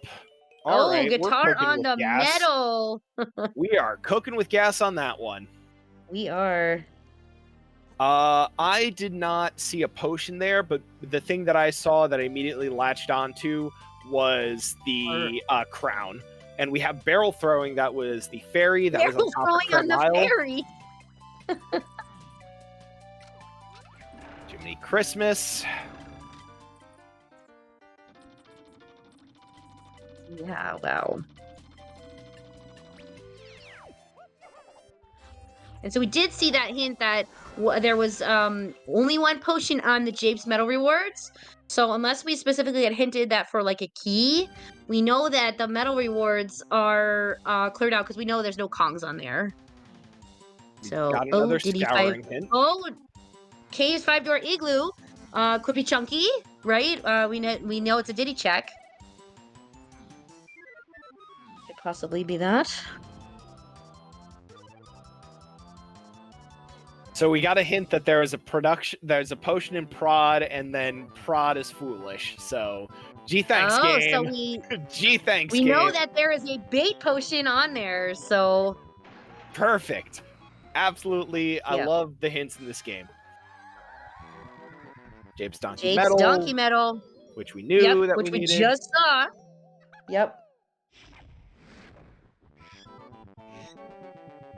Yep, which was a guitar there, so we know that is needed. But yeah, so seeing there's a potion in production room is foolish. That's one of your bait vials out of the way. That's instrument upgrade or ammo belt. Those are the two that the progressive of those can be, because there's 4 of them. Instrument upgrade 1, instrument upgrade 2, and third melon. And then ammo belt 1 and 2. So it's one of those, but good to know that. And it doesn't necessarily hint you. Was that a joke? That was a joke hint talking about how DK64 Randomizer was originally a Lewis script that pretty much only got you tag anywhere. Yeah. But there we go. We got to see a joke hint, everyone. We also got that Jape's forest lobbies were foolish, which is a good one. We've now trying to do Kuiper jump. Miles Ferry Upper Creme Miles, Way of the Horde. Duh. Cabins area, path to 7. Oh, that's a frisky 7.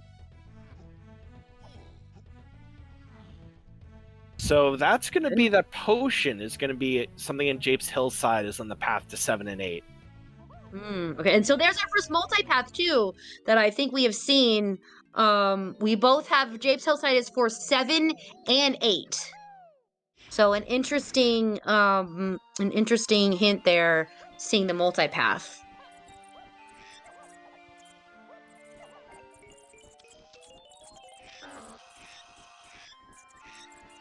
So definitely for both means it is needed for both. So which I believe this is the first time we're entering caves. It is. Yep, this is our first time entering caves. We did not have enough bananas to get there. We just got enough bananas. And our level 7 Aztec was 56. Just limping across the finish line on that one. Yep.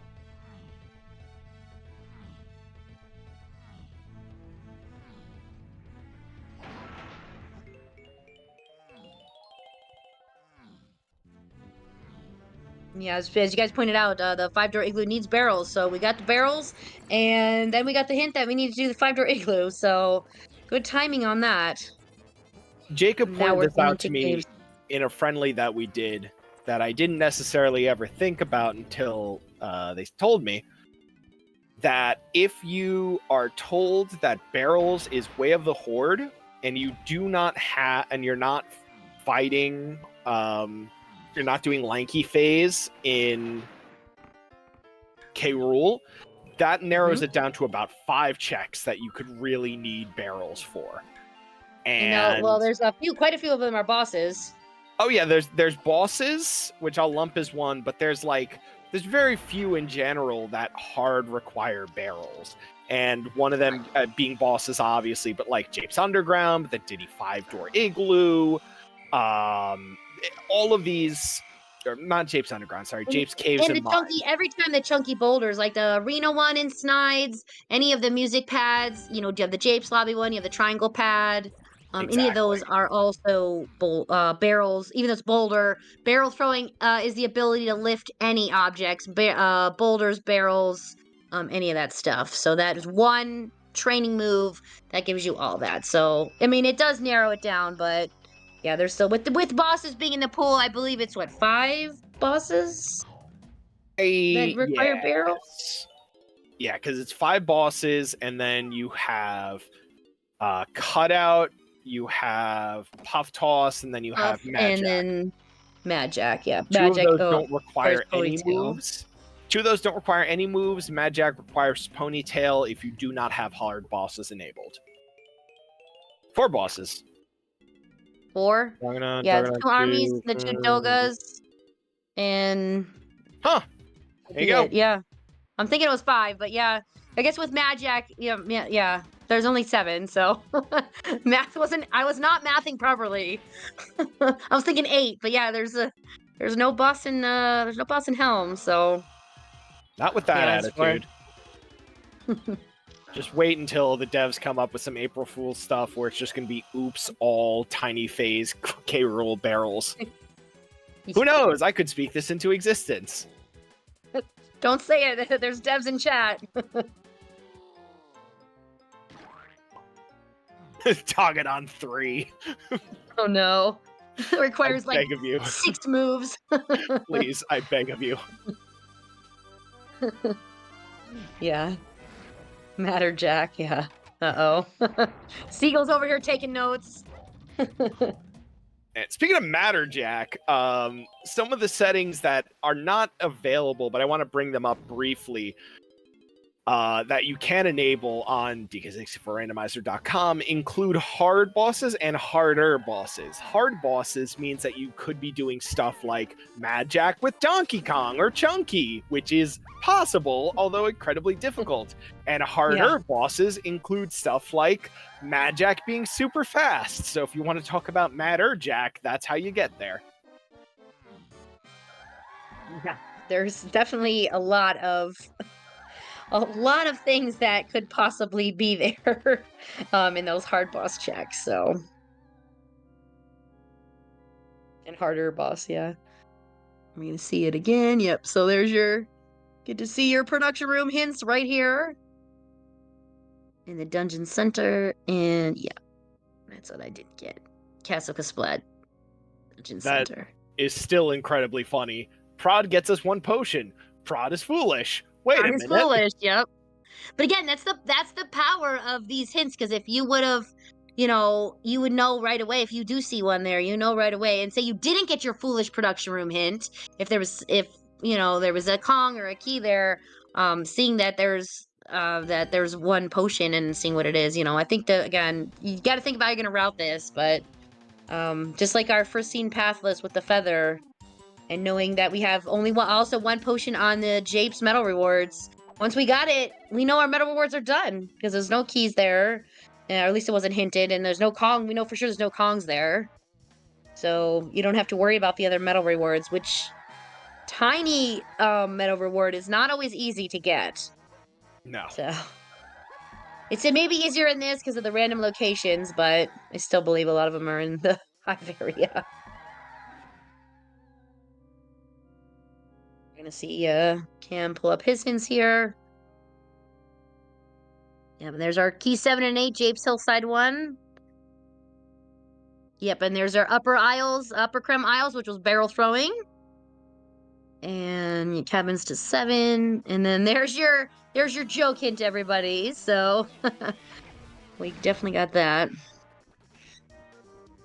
I do have to bring up the technical genius that went into making a randomizer of this game. While tools have evolved over the years for multiple purposes, it still takes someone with a major vision to be able to piece everything together to see the bigger picture and making this randomizer happen. So for everyone who has contributed to DK64 Randomizer, past, present, and future, thank you so much. You have a vision in this game that Lord knows that I would never be able to replicate.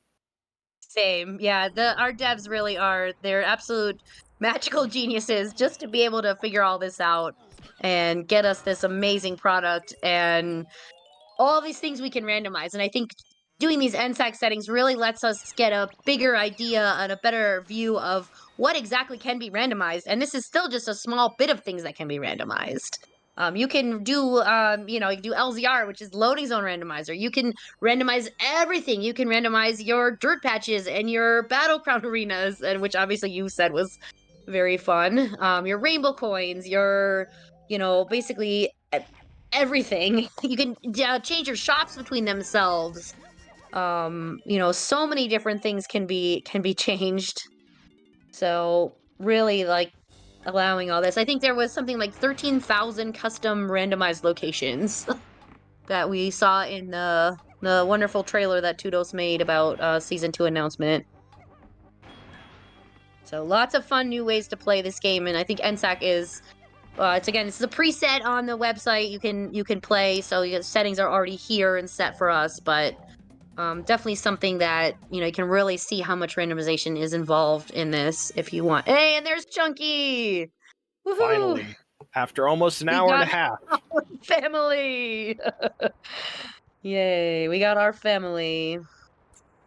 Of note, Jacob does not have a guitar. Ooh, so Jacob is not going to be able to get Chunky Kong yet. Brutal. Okay.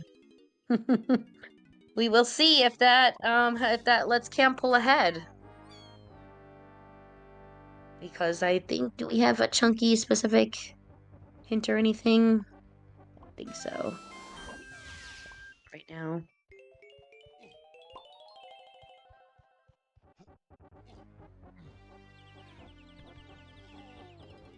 But yeah, obviously we do need yeah,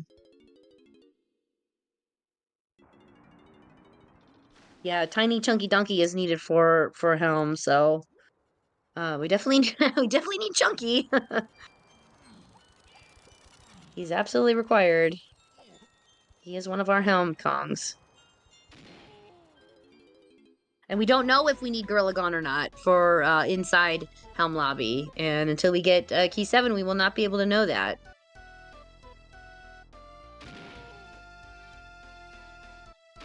Revan does make a good point. We do know that Jape's Donkey Medal is explicitly hinted. He just hasn't got after it yet, which, please, I beg of you. Don't get it, yeah.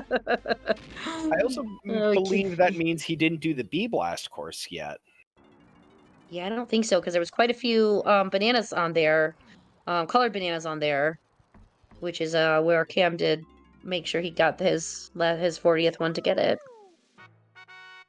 Again, with custom banana locations, you really have to check everywhere, because you don't have your set locations where they are. You need to really check all around, and make sure you know. And so they are, obviously have a higher chance of being in a donkey-specific location, like the Blast course, because no other Kongs are able to get there. So yeah, he might need the gun, but maybe not, because I don't know. I believe Kamerson was able to get coconut after he got guitar. I don't think he needed it for that. There was a lot of just bananas around. I didn't think we had any balloons, so. But yeah, we will see. But yeah, definitely the random bananas, definitely you have to change how you route everything. What was this locked by? Oh, I believe this is always still locked by Pineapple. Oh no, it can't be because he's in here, so. What? I didn't see what this was locked by. Grape, okay. Yeah, great. Yeah, because remember, Feather is pathless, so if this was a Feather locked room, we would be much less likely to check it. But it is, I forgot it was Grape, so. Or I didn't see it. A lot more things you have to keep track of as well, like what things are, what's locking what's gun switches change things, and again, with that pathless Feather, would definitely lower your location, checking that if you had something you needed, so. You wouldn't need to check there as much, so.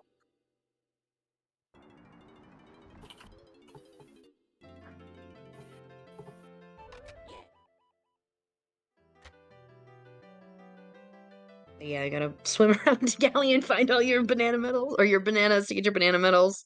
As a reminder to everyone, our Blastomatic is disabled by using Tiny, then Chunky, then Donkey. So Kamerson right now looks pretty set. We're still looking for triangle. And then some shenanigans moves, which while I have no reason to suspect or believe that is the case, we all know that there's going to be some shenanigans that occur. We are also still looking for Key 7, which we do have an explicit hint on in the cabins area. And Hillside is something is needed for 7 and 8. Ooh. So we do have 2 Key 7 hints.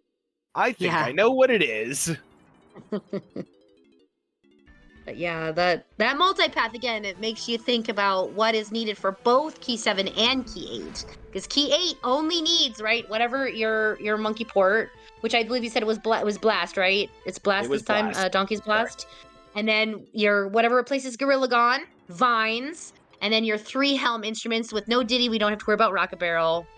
So we just know it's Triangle, Sax, and bongos. So that's all we need for key 8. So we know that, bongos from there, but could be. So bongos maybe somehow locking key 7 as well. And if that's true, then you're going to have to start doing all your bongos checks. And hopefully that pulls you key 7. And with, what was it, Cabins area, right? Correct. So that'd be a good place to start. There are donkey cabins in there that are bongos locked. Oh, there we are. That was a key, and I believe that has to be key 7 because that is Kamerson's last key. So there we go. Bongos was your path to key 7 and key 8. So again, showing how strong the multipath hints really are here is that narrows it down a lot. In regular, you might have just had bongos to key 8, since you have donkey. Or the hillside to key 8. It probably wouldn't have hinted. Well, maybe it would have. I guess I don't know how the hints necessarily would be done, so. And yeah, the Cam has 3 crowns. I believe 3 crowns marked on his tracker. So now we're entering the danger zone that I was talking about before, which is where in the gosh darn am I going to find that last crown? Yeah. Thankfully, though, if Kamerson remembered to take good notes, they would know that inside of Japes in Lanky's timed cage, there is a crown there. And that now that we have Chunky, that was pineapple locked, we are able to get that.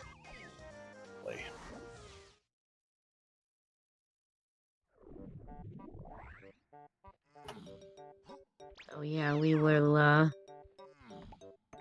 So this is, I wonder what Jacob is checking over here. Maybe just, bananas for donkeys? Yeah, there's definitely, even though an area may be foolish or otherwise not Pathless, right? exactly. It's pathless. It's not foolish. Don't get your words wrong there. Yeah, I'm just saying, like, even if, like, since we know prod is foolish as well, there's still a bunch of colored bananas that are inside there that are worth at least entertaining the option of picking up. Right. So just because a zone is said to be foolish, that does not mean, or a zone that is locked behind a pathless item, that does not necessarily mean that the colored bananas in the world are going to be foolish or pathless. Right. So yeah, we will, let me see, yeah. And so yeah, they definitely are still on. I don't believe either of them has enough crowns or medals. So they're both still on that hunt. And hopefully they can find them. Lots more things. Again, if you can find some in the shops to buy, that's always very helpful. Did Jacob not complete the blast course? I don't know. Isn't that where... Someone remind me. Isn't that where Coconut Gun came from? He did. Okay, so I'm just I'm having seed bleed right now. Coconut Gun, yeah, I'm trying to remember where it was, and I, of course, did not note that down. 5-door ship, thank you very much. I was having a seed bleed moment there. I'm like, there was something important that was on this. Where did it come from? I remember I linked 2 and 2 together, but somehow came up with 3. My apologies. Yeah, so 5-door ship gave us grape and coconut then. Okay.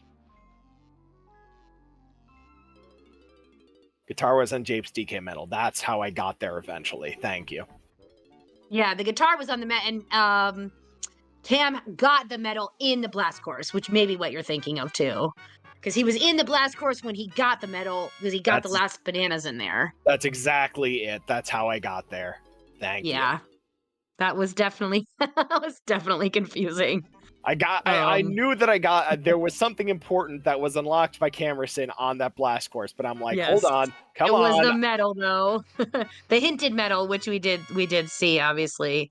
And Jacob doing this with no chunky. This is that tag anywhere jump there is very hard to get with no chunky. So he had to do it, and we don't have charge, and it's junk. So he actually had to do it the hard way of going when the conveyors were moving very fast. Jacob is very much on the struggle bus right now.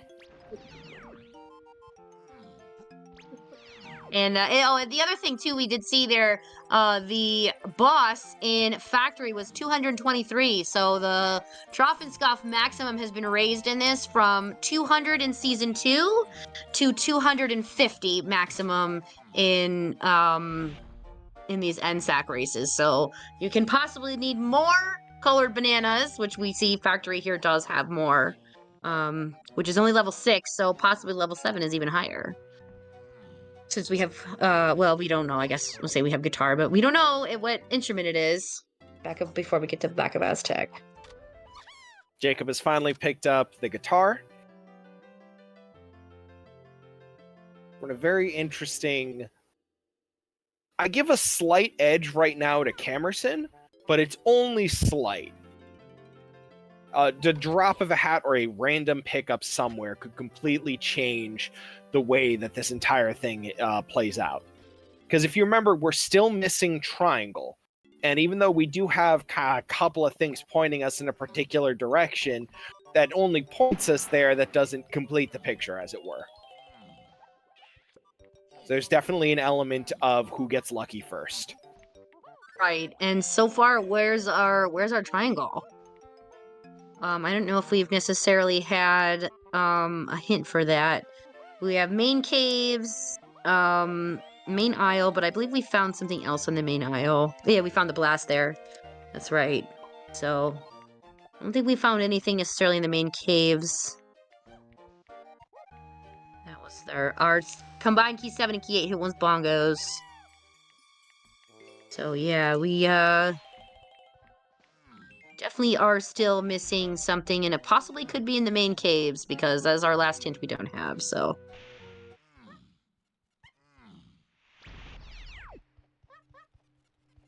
Yeah, and Chunky is second in helm order.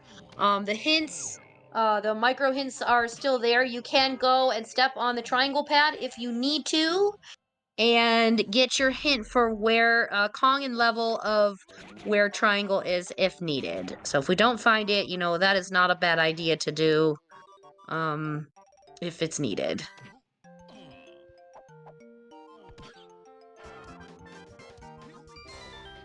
Jacob will be picking up his key 7 here, which will be very helpful, obviously. And then they can, if they need to, they can go check what else is needed to get into Helm. And a reminder that it is 70 golden bananas, so neither of them has it yet. Although they could with blueprints. Cam did dump earlier, so he only has 2. And Jacob has, I think, 3. So definitely still a ways to go on bananas. There are still, yes, all of our hints. And also you can get so in this case, it's not monkey port, it is your blast. Those are still there. And then whatever your one that replaces Gorilla Gone, you just stand near it. Like if it's the charge pad, you just stand near it. It'll still give you the hints. That is something we did leave on for the race. You can always turn those on in any mode. In these NSAK race settings, we did leave those on because it's very helpful. It's a good backup plan, especially if you're casinoing especially I think it's even more important in NSAK because there is no K rule. Your key 8 is your end goal because it's all keys. So getting those helm instrument hints if they are needed is what you need to get to the end of helm. Very, very important. So definitely needed those to still be there.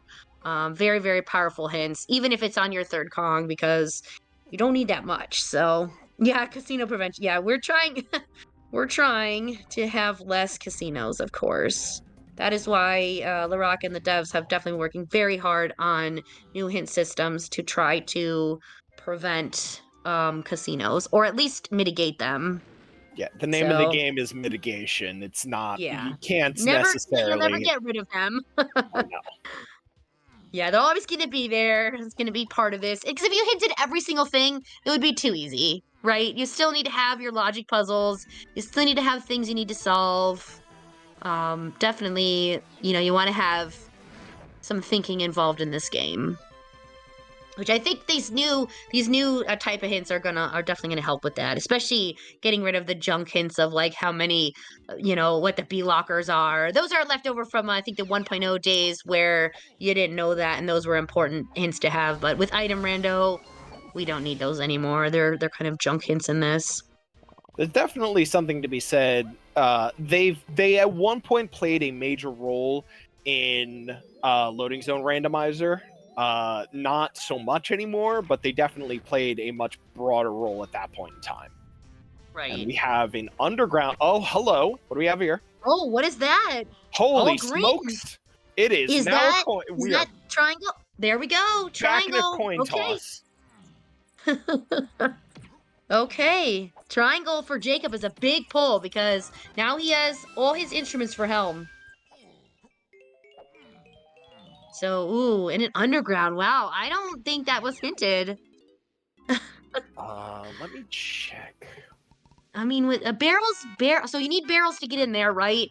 Because you need to remove that boulder. So barrels was hinted way the horde, but we know that was for getting Chunky out of the Diddy Igloo. Well, we do know that it was needed, but it doesn't mean it's the only thing it was needed for. Because way the horde hints just does tell you they're way the horde. It's important. So that's definitely definitely an interesting one. So yeah. As we were talking about before, that actually is exactly what I was talking about when I said that when you know that you have barrel throwing is way of the horde and you're not doing lanky K rule, that you need to do every single one of those checks. Even if you find something out of it, which we did, clear your hinted regions, because especially something like barrels. Barrels we're going to say that over and over. Barrels is an absolute killer if you do not solve it. Mm-hmm. Since it was just way of the horde, it definitely can be for multiple things, which it clearly was. Because remember, Kongs are never going to be on a key path. Correct. Kongs are always assumed for key paths. Well, they'll be on their own paths for Kong paths, or way of the hordes can be a Kong, but they're never ever on a key path. So it briefly appeared on Kamerson's screen, and hopefully we'll get a chance to look at it again. The shop icon for an ice trap / fake golden banana is going to look different than the one that it normally looks like. Hopefully we'll get a chance to look at it here. If you see Diddy's item, it looked like a green golden banana, again, facing the wrong way. Those visual indicators. I am very sad that we have yet to see a ice trap, but we still have a little more time. Ice trap. Jacob got an ice trap on something, I thought. They did, and I didn't pay attention to it. He must have missed it. Darn. I'm pretty sure he did. Hey, look, it's Gorilla Grab. I don't think we're gonna need Gorilla Grab, but you never know, I guess. Better to have than not.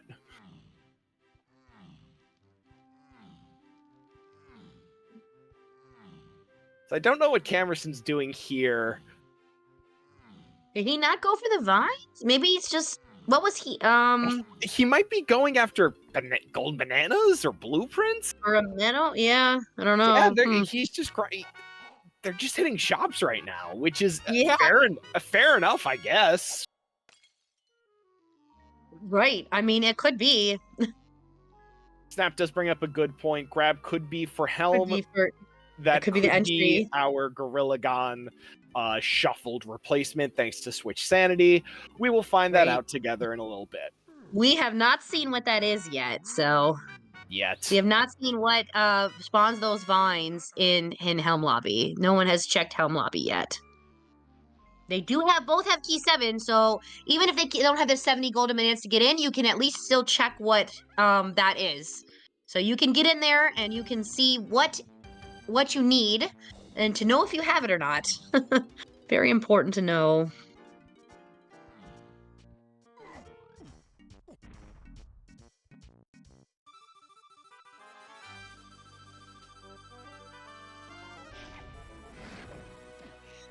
Yeah, they're still on their GB climb. And obviously Kamerson is still searching for a triangle, but heading into Japes is a good thing, hopefully, and hopefully he will find it. If you remember your Boulder's Way of the Horde, that's it's something you gotta really think about and think about your logic and what it is. But it looks like he's heading over there. Are you gonna go check it? Are you gonna go check it? Go check your boulder. Yeah, there we go. Okay, good. Cam will pull a triangle here, and be able to have music as well. But I think they are still both missing a crown, right? Because Cam has 3, and Jacob has, I believe, 2 marked. I can't see it very well. Yeah, 2 marked. It's so small. But yeah, still needing those crowns, and we don't know where they are. They can be anywhere. So that's definitely a lot of checks you still got to do because you got to be able to find those. And you're searching for just a few of them because there's only 10 total in the whole game. And you got to be able to figure out where they are. We are almost there. We do know the location of one in Japes Hillside, Yes. which, if I was participating right now, I would be running straight back to Japes Hillside and clearing that entire thing out. Yeah. But also, if I was still participating, I would have never gone to Japes Underground with Chunky like that. So, Okay. makes you get here and there, Right.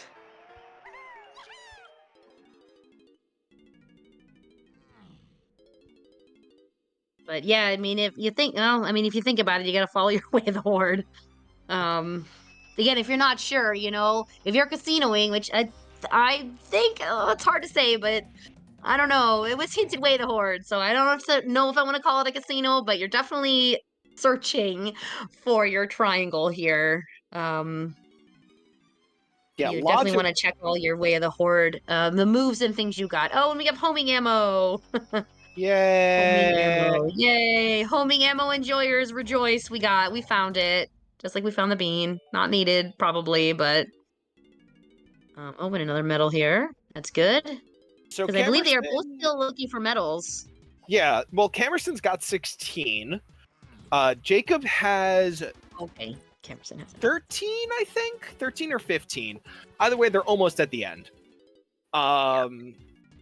The thing that they're both looking for right now is going to be that battle crown. Jacob is behind by 2, and Kamerson's behind by 1, and I wonder if Kamerson's going to be gambling. Yeah, Jacob does have 13 marked on his tracker, banana medals. Thank you. So could possibly need, he needs 2 more.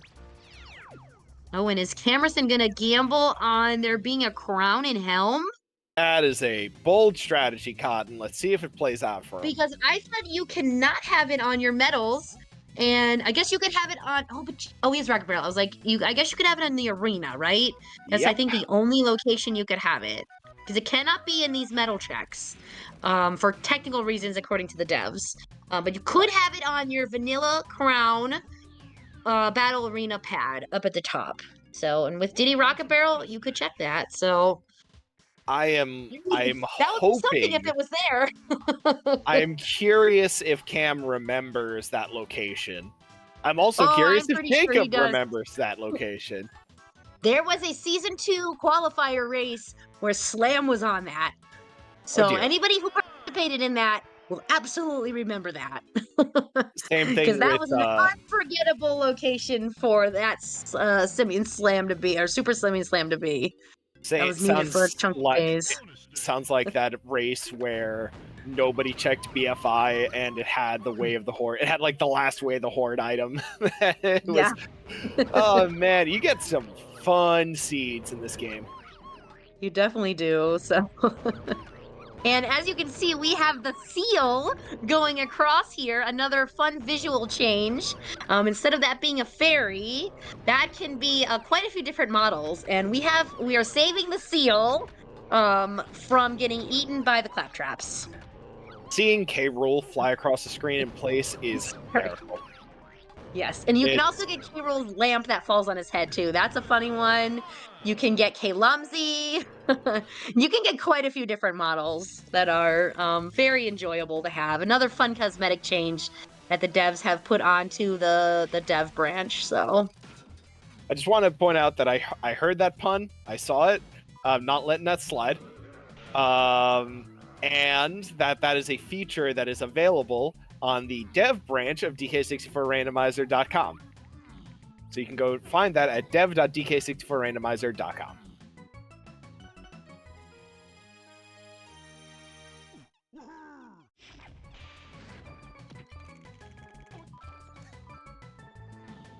So right now we have Cam clearing out some of Helm until they discover a very unfortunate surprise. Jacob is still looking for some colored bananas, as well as 2 crowns. yeah, Jacob's still needing 2 crowns. It's going to be hard. Oh, what was that? Oh, that was grab. Yeah, we saw that already. Yeah. Yep, gorilla grab. Yep. Which again, we could need it for Helm Lobby. We still don't know what that is yet. Or well, yeah, we do. Yeah, Cam did it already. So Bongos. Bongos. Yep.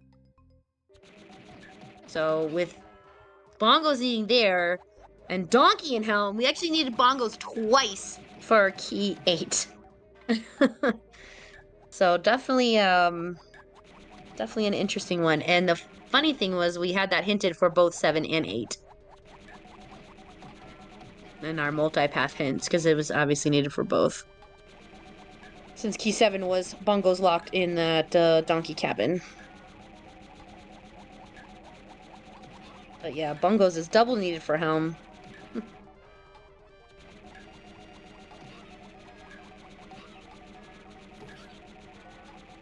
Yeah, interesting. Jacob is chasing after Coconut Gun, possibly being the Way of the Horde item here. Oh well, we actually now know for certain why it's Way of the Horde, because is this a? Are we in a donkey room right now for Helm? You can with Tag Anywhere, the rooms that you enter basically just stop meaning things at a certain point. No, yeah, this I is don't think the donkey is last, so I think he's still in chunkies. Yeah, it's greens chunkies. I'll see. I don't think he's hit donkeys yet. No. I was thinking to myself, like, well, if you're doing that mini game, that explains why Coconut Gun could possibly be the Way of the Horde item. Right, but this is a chunky, so it would require pineapple. So it's not a 2%. Which we did already know, yeah.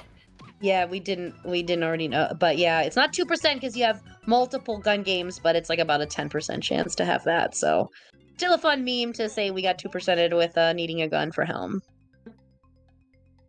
We one of the other things that was added to the dev branch was the multiplayer mini games, which are the Rambi game as well as the On Guard minigame, have been added to the minigame pool on dev branch.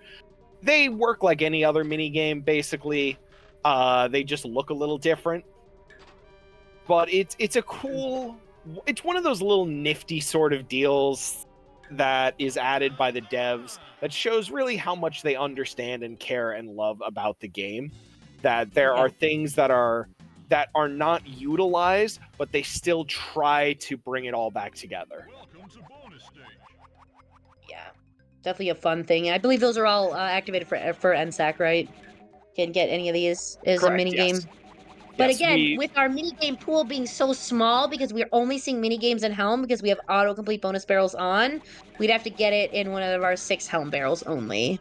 Yeah, so while you might not be seeing it here right now, there's a better than 0 chance you'll be seeing it in a future race preset that has you playing mini games, or in any seeds that you gen that require you to either go through Helm or play minigame barrels.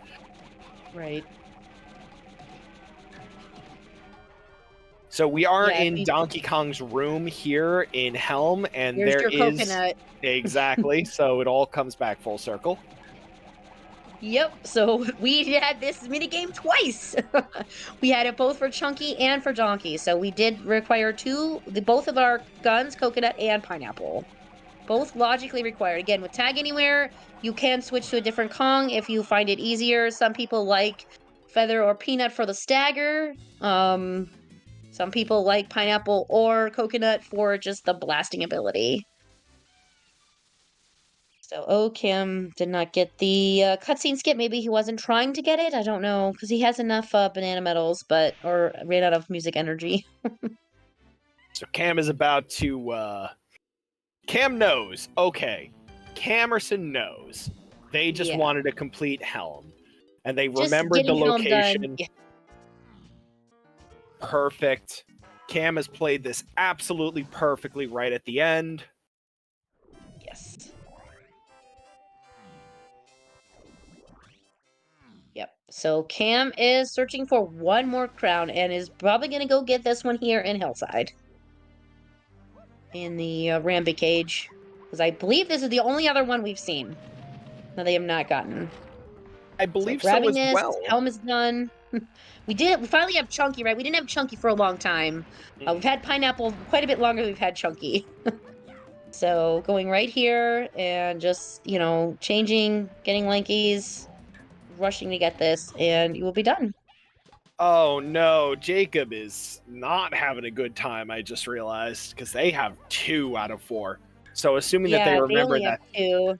Assuming they remember that third location, that still leaves them high and dry on that 4th one. Right. I don't think Jacob is seen anymore. No. I don't either. Yeah, I don't think he missed one of Cam's, so. And Jacob got punished on that one as well by tripping, so. Sometimes you take a fall. In Donkey Kong 64 randomizers, sometimes you take a fall.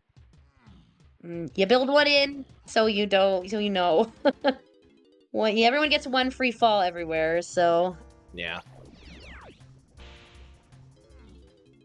Yeah, this is...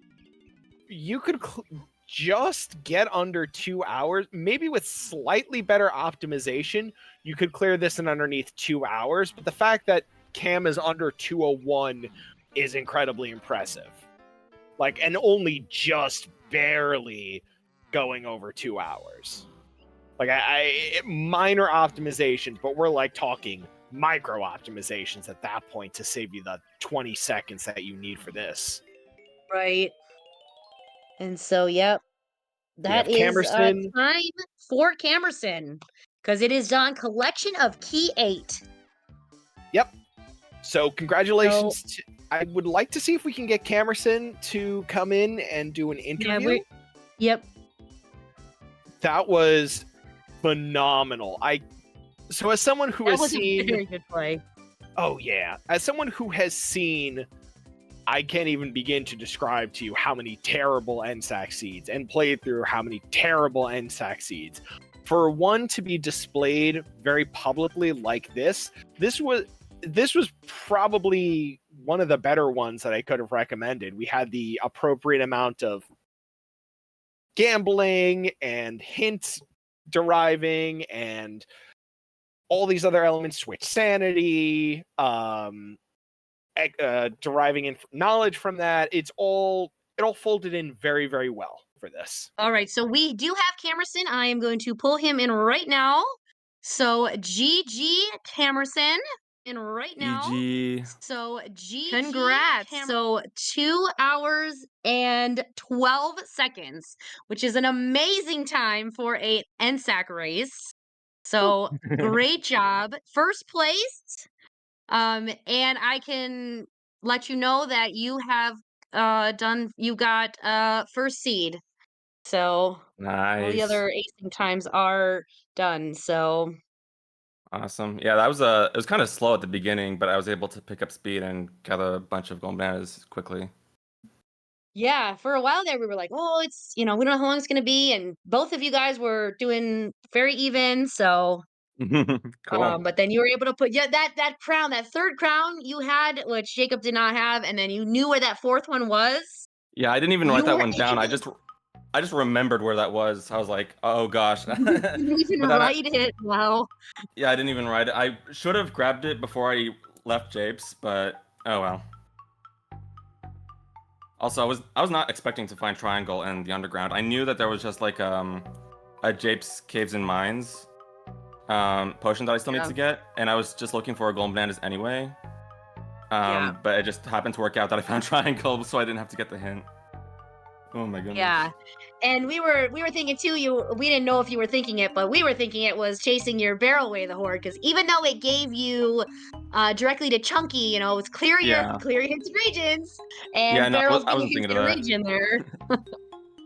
I was just thinking of grabbing golden bananas, and the caves and mines area seemed perfect for just like trying to find that potion that was hinted, and that potion ended up being Triangle, so that was awesome. Yeah, I mean, how perfect was that? So, yeah, that worked out well. But I mean, you were definitely able to pull it off and get yourself almost a season 2 time, right? People would be happy with that in a season 2 seed. So, let alone an NSAK where the typical time is around 2.5 hours as an average. Yeah, I didn't think I was gonna win that with how slow I was going at the beginning, but I guess, yeah. Combination of right place and a right time. Yeah. And you just happened to find those crowns, and you saw that one. I didn't really see you write it down, but you remembered. Rippy had it written down, so you but you remember that being there. Oh, so. I know. Every time I see a crown, I forget everything else in the game, and it's just crown immediately. Yeah, you gotta remember those crowns. Those crowns are really important. I remember losing a race once because like I got really unlucky trying to find crowns. So you definitely wanna prioritize going for those. You didn't check the Helm Arena because there is a chance to have a crown there, and that is the only place in Helm you can get it now.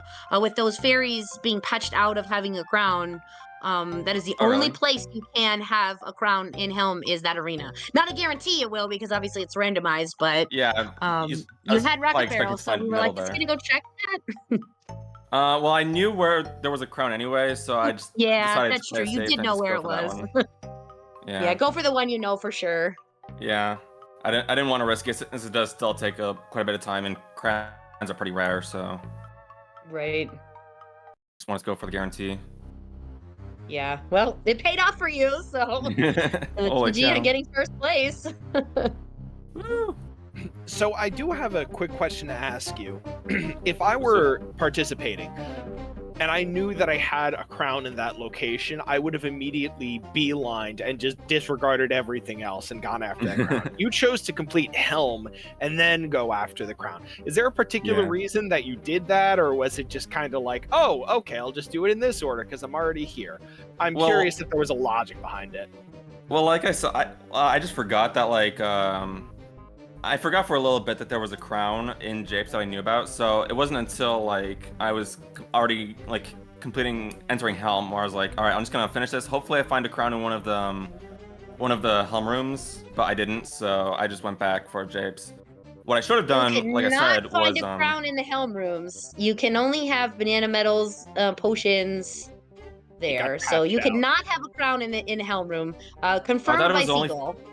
I thought it was only behind the Helm door that required crowns. Behind the vanilla fairies can no longer have items that are on the Helm doors. I don't think that includes the Helm medals. But Seagull confirmed to us though that for technical reasons the crown does not like fit on those pads or whatever.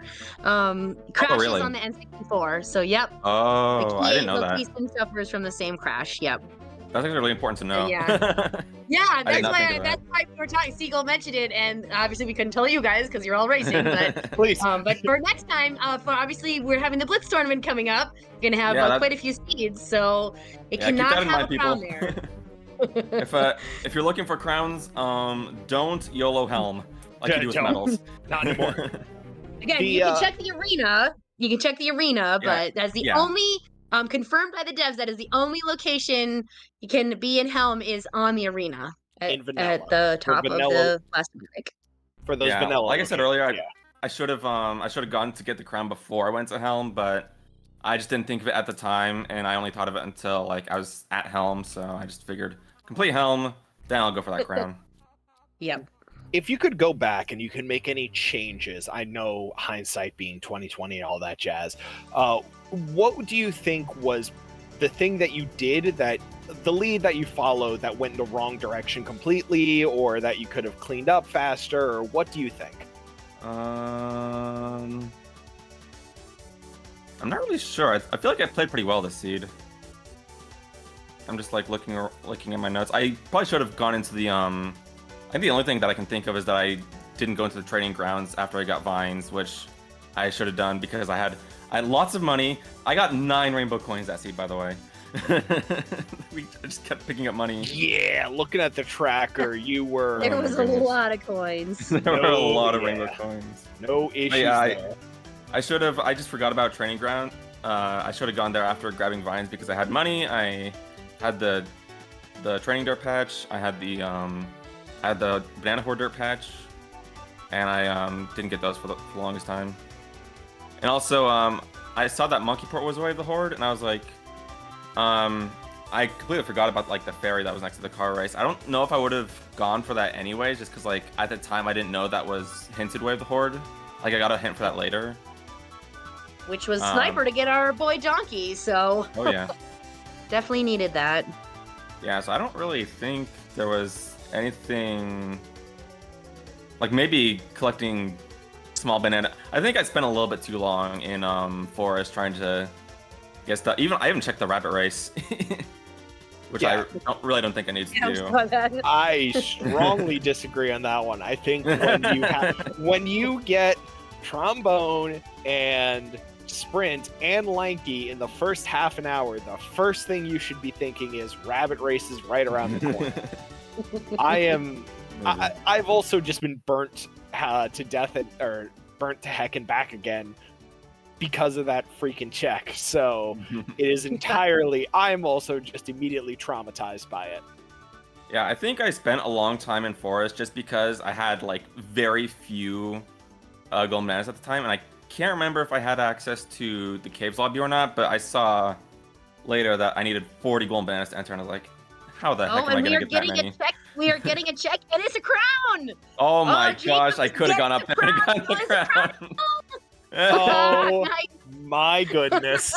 I can't believe it. I cannot actually believe it. There is a crown here. You could have gotten under 2 hours, my friend. Right? You could have limped underneath 2 hours. I could have. How was I supposed to know? You could have. YOLO. Oh my gosh. Goodness gracious. So it's funny, we were like when you're looking at races and the luck that comes into some of the things right at the end, especially with NSAK when there's 10 crowns entirely in the game and you're looking for 4 total. Jacob has somehow managed to trip headfirst into that 3rd crown and appears to not at all be going for the known location of that 4th crown. God bless him for whatever it is that he's doing right now. I assumed Jacob that was his still 4th needs crown. one more. He has 3 now. I don't know if he saw the one. I don't think he got the one on Hillside because he just got chunky. Everyone got chunky very late. He did not. Yeah, he did not even see that. I beg of you. It was a good thing I saw that. I don't remember which other one he missed that Cam got. No, it was just the one. It was Cam got one off a medal, I believe, and that was one that Jacob missed, I think. Okay, I was gonna say because Cam got 2 different ones, or got 2 that Jacob so far has not gotten. So. Oof. Oh, Jacob, I went for a lot of find medals this seed, just because like progress was slow, and you definitely want to check medals when you don't really know where you're supposed to be looking. Right. Did you use your new hints? Your I did, feather and your to potions in your regions. Yeah, I did. I knew that I didn't really need to check feather stuff. That was cool. Of course, like I got that hint pretty late, so it didn't really help too much, but it was still cool to see. Yeah, I think definitely that Caves and Mines potion hint definitely helped me out, since that eventually got me triangle. Oh my goodness. Yeah. That was good because we had the one where it was there's a potion in the production room and then immediately production room is foolish. We got trapped. We got a nice trap on stream. Oh, we got a nice trap. Rip, you got to see it. I'm so happy right now.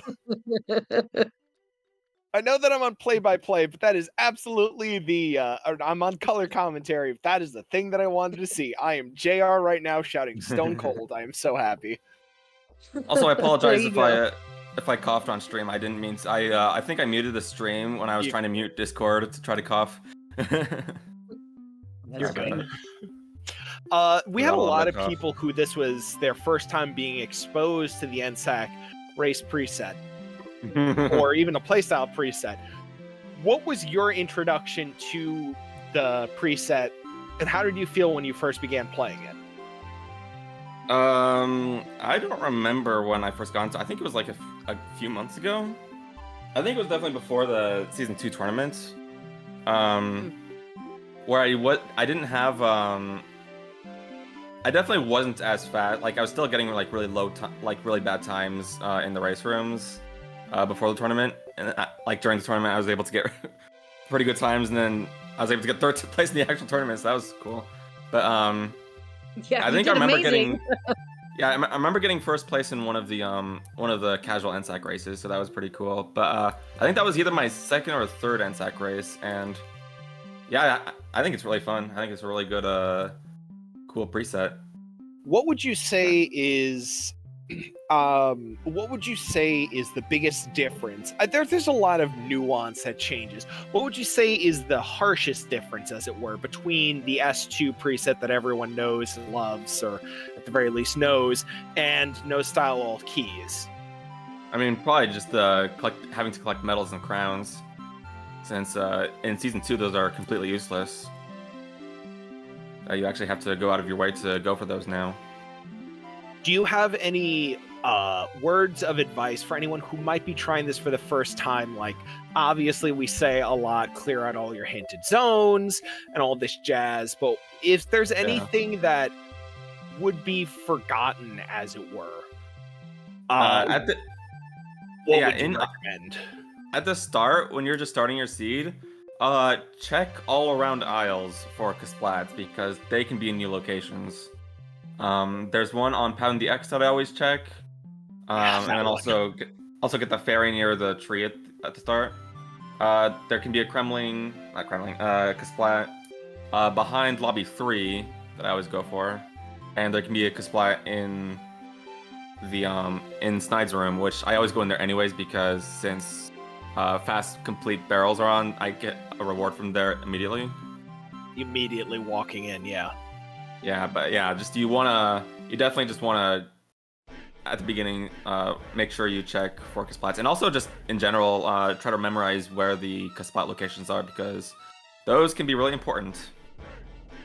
Oh, absolutely. I totally agree with you on that one. How easy do you find it to shift between the mentality? I know you also play with very special settings for very special people. I haven't done that for a while. How easy or difficult do you find it to shift between the mentality of playing NSAK versus playing S2? I don't really know if I'm the right person to ask for this, because I've been playing both for a while now. So I was able to get pretty used to it. I just need to figure out the Kasplat location. I think I already knew the Kasplat locations, because like I said, I used to play with just hellish settings.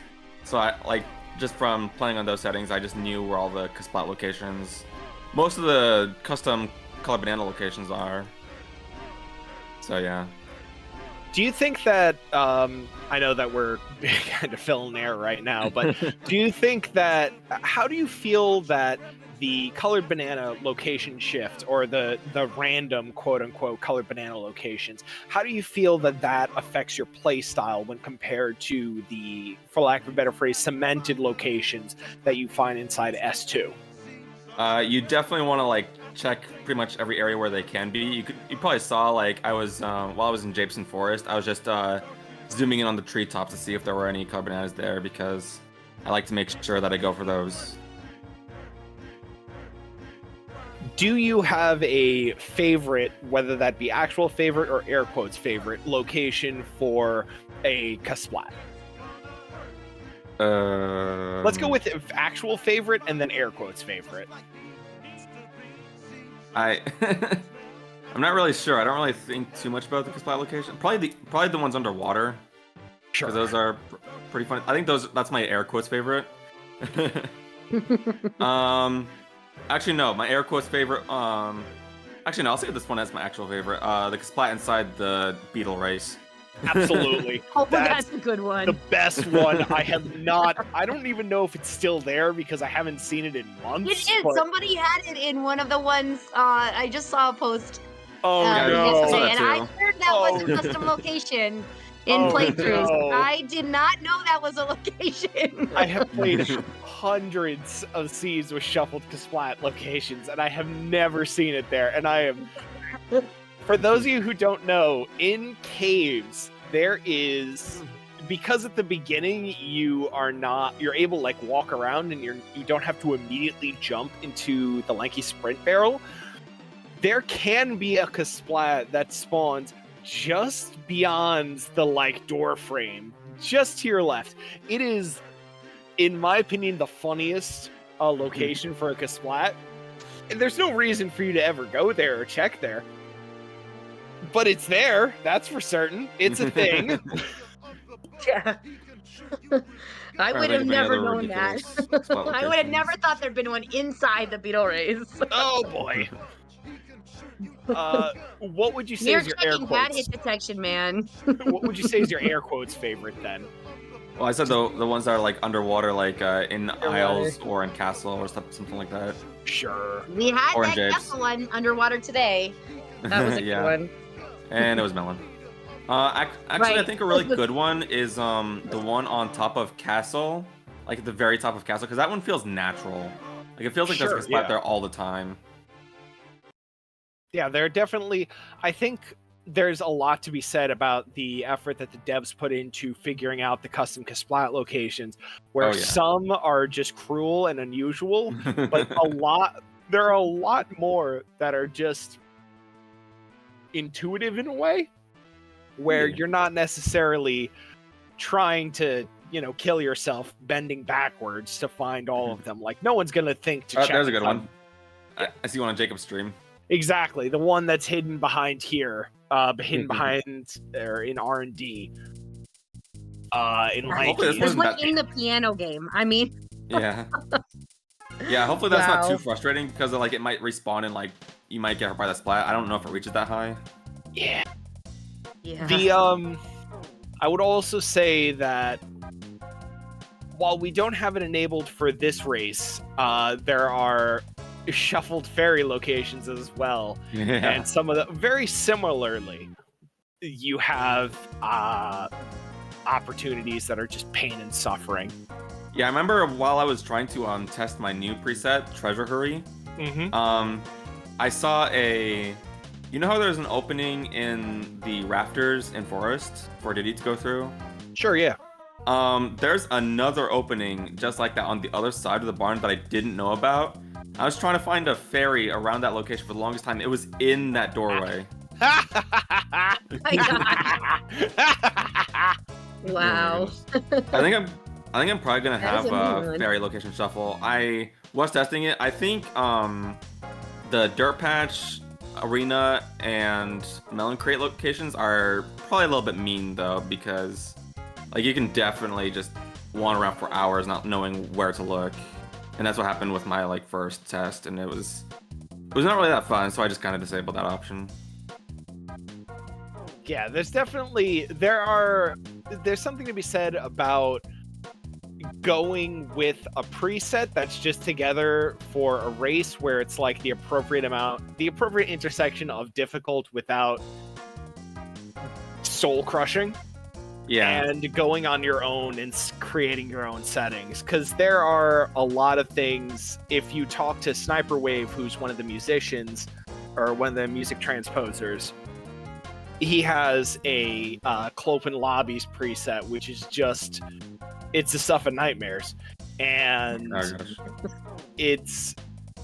I know that we're kind of talking in a lot of different directions right now, but there are a lot of things that can and cannot be shuffled inside DK64 Randomizer. And it's very much just because we have a preset that is cemented in a particular direction does not necessarily mean you are beholden to that. If anything, I would argue that getting good at or getting competent at significantly more difficult presets makes you a better racer, because you are able to see the ridiculous strings and logic in order to get where you need to go. Yeah, I can see that. I remember I think that's what helped me get a lot better at season 2, because for the longest time I wasn't racing. I was mostly just playing those types of like shuffling everything as tough as I could, even glitch logic. And I just knew where everything was, but I didn't really try to figure out the fastest way to get everything. I was just like doing it for fun, like while I was watching a stream in the background or something. It was really fun. I might like to do that again sometime. Just have a seat in the background while I watch someone else's stream or something like that. Yeah.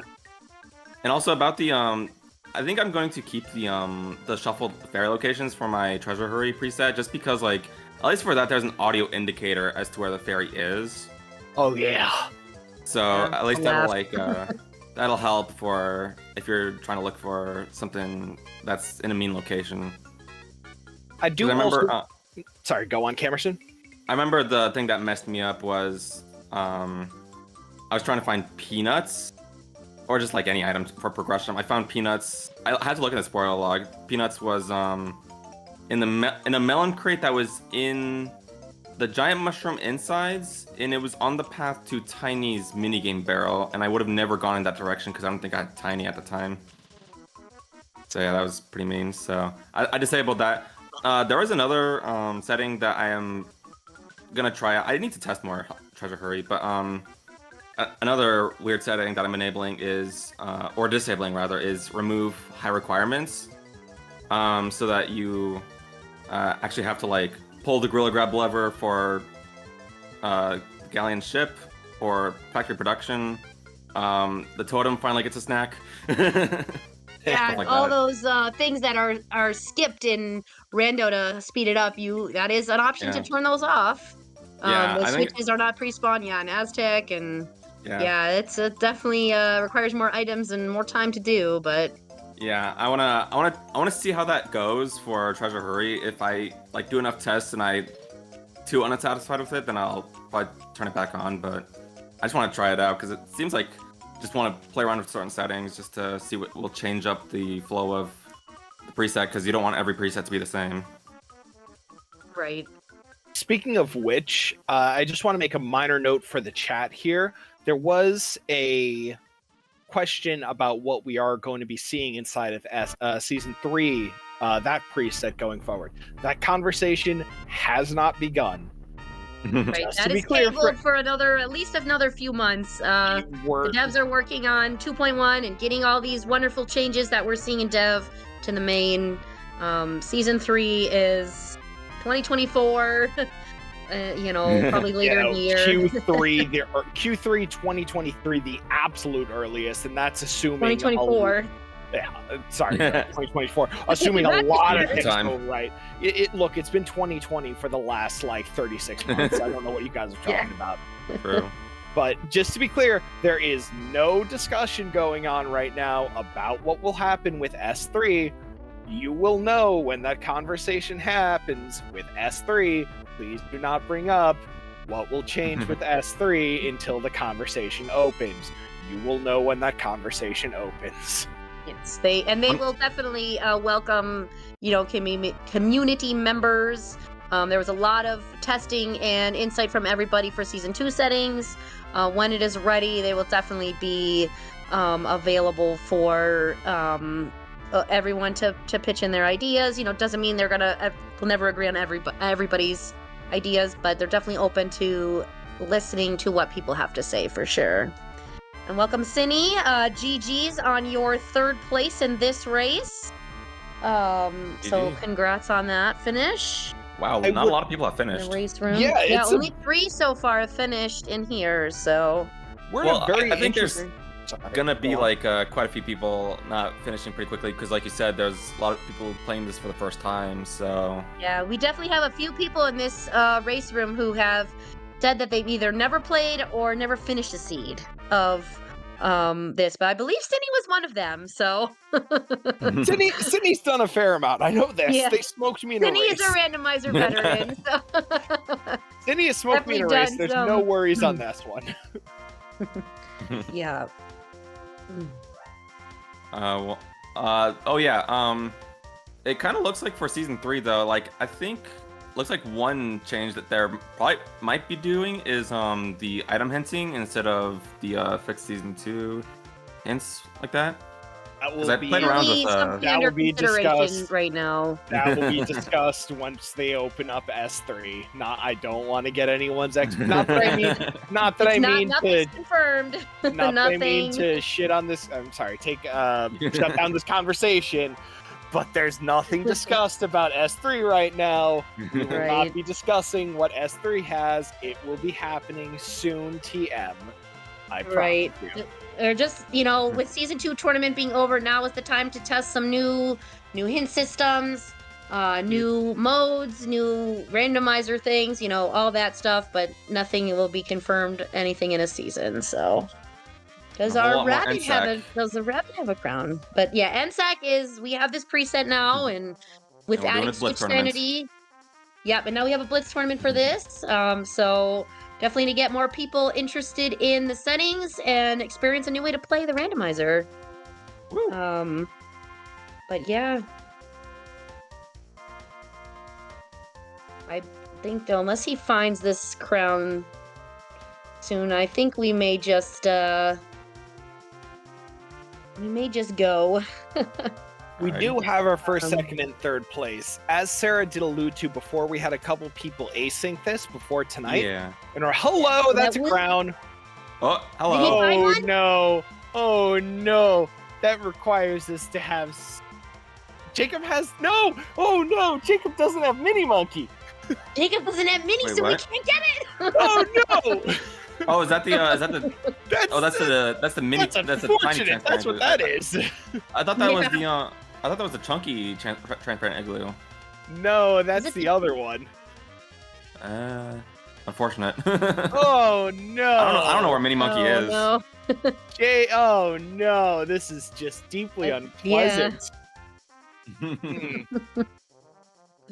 Jacob has the helm crown. I'm trying to remember which other ones he had. I didn't note it necessarily which ones he got. He got the helm crown. He got 2 of the ones that you got, Cam. He did not get one of the metal ones that you got, and he did I don't- not get the Japes Hillside one. I don't quite remember which metal crown that I got. I remember there was specifically a metal crown that you got, and I immediately was just like, "Oh, this is great! You're only going to be going ahead." Yeah, crowns are. You definitely want to be on the lookout for crowns in these settings. They're very important. You need 4 out of 10 of them, which can be pretty unforgiving. Like sometimes you just get unlucky and you have to like near full clear the game to find what you need. Oh yeah. What happened with me one time.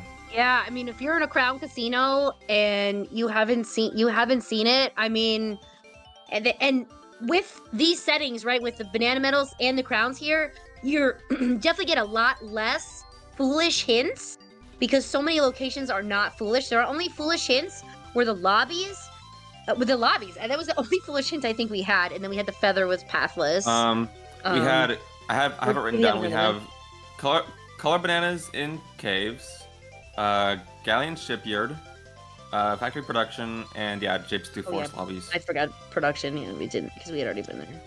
Yeah. Oh yeah, one more thing I wanted to bring up was that I somehow like canceled the cutscene during the boss, and I was just like free roaming in that area. We noted that. Yes.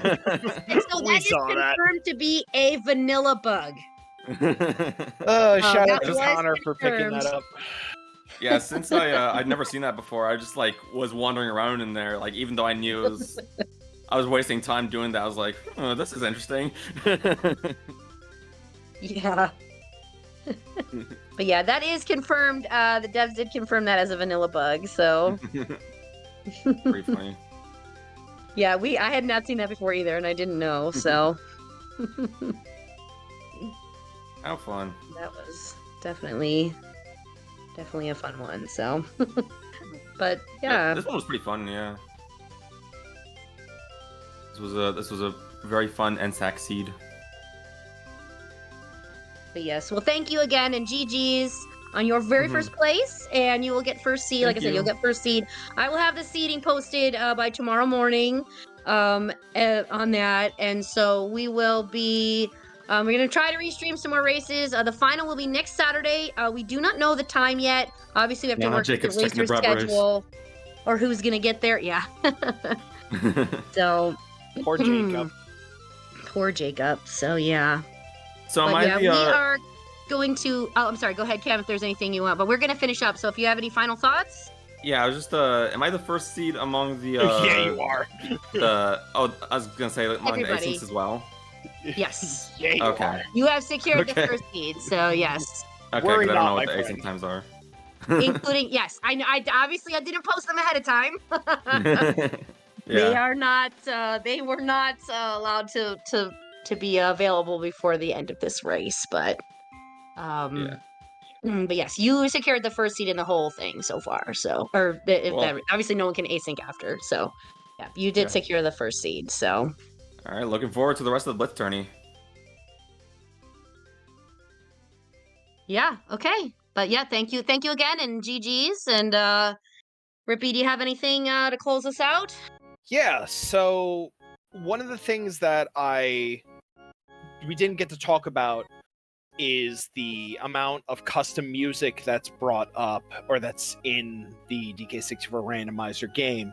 There's a very active community that takes a lot of suggestions from the community as a whole and brings them forward and brings them into Donkey Kong 64 randomizer.com.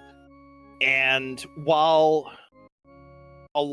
we listen to a lot of suggestions, I am here acting as an emissary for them. I'm not speaking as the face. There's a lot of great music and a lot of great, very talented musicians. Found a crown. He did find a crown. Congrats, Jacob. He finally found the crown. Okay. Okay, so I can fill some air until he does that. Yeah, that was the crown that I got. He didn't. Nice. Okay, Yeah. so with that said, I want to draw some quick attention, just some shout outs to some of my fellow transposers, Umed, Schwartz Gandhi, C-Mel, Sniper Wave, Wolfeni, Adeline, Aaron, Avelli, Glider, who is an absolute saint, Shotgun Supreme, who does not think themselves as highly as themselves as they should. And I would like to make a small, very powerful announcement. There is a trailer for a big project that a bunch of us have been working on in secret for a couple months now. That has been posted about half an hour ago in the music discussion channel. Ooh. I would encourage everyone to check out that go trailer. check that out. I will be around to answer any questions over there. Flargra has seen it and they are very excited. Yes. And this is something We're all that gonna go check it out. a bunch of us have been working on this for 2 months now. There's been a lot of anger and screaming about this and a lot of feedback, and I'm very proud to be part of such a great community for taking music from other games and bringing it to DK64 Randomizer. And a lot of people a part of the project say that like it's my project because I just happen to be the director of it, and I'm like, hey, I just had this idea. I really want to stress that every single person who contributed to the this project, which I'll announce here, is a full OST transposition of the original Rise of the Triad soundtrack into DK64 Randomizer. A lot of people put a lot of work into it. I'm incredibly proud of them. So if you have the, we're gonna bring Jacob in. We're gonna interview him quickly. Should be coming. Yep, Yep, he's here ready he is. right So now. we're gonna bring him in. Here he is. So I wanted to announce that thing right before the end, and let's go ahead and bring in Jacob for a GG Jacob. GG. GG. Questionable opinions on those crowns. You were definitely the crown casino for a little while there. 26 minutes I was looking for that final crown. I got number 3 in Helm, and then I just took an eternity to find the rest of them. Yeah. Ugh. I don't know if you remember this, but there was a crown that I remembered in the Japes Lanky cage. Oh, I don't think Jacob saw that. I don't think I ever looked at that. Oh, okay. Oh no. Yeah, I saw that while like going through Jacob's Japes. one. Yeah, I saw that while going through Japes. Now I knew like where my fourth crown, because I completed the helm before going for my 4th crown, but I just remembered where that was, so I went and got that. I missed a Ramby cage.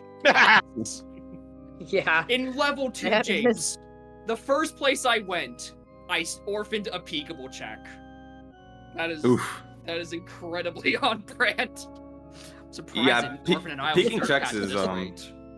Peeking checks is definitely important in this preset because you need to be on the lookout for those crowns. Yeah, I just didn't even realize I orphaned. That wasn't a conscious decision. That was right.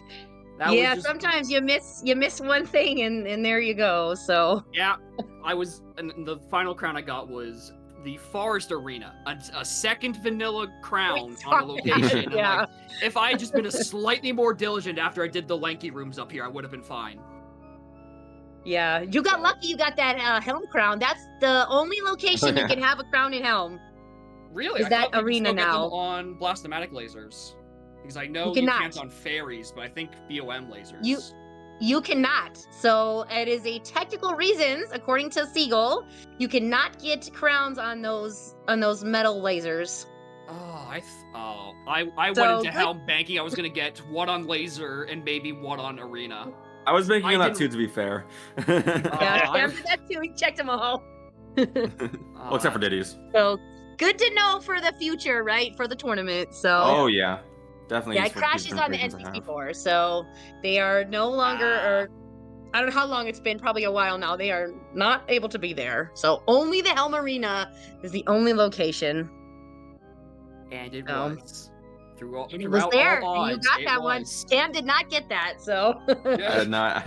I could have checked that, but I decided to just go for the one that I knew was guaranteed instead, because it was gonna be a low chance for a crown to be there, but it was there.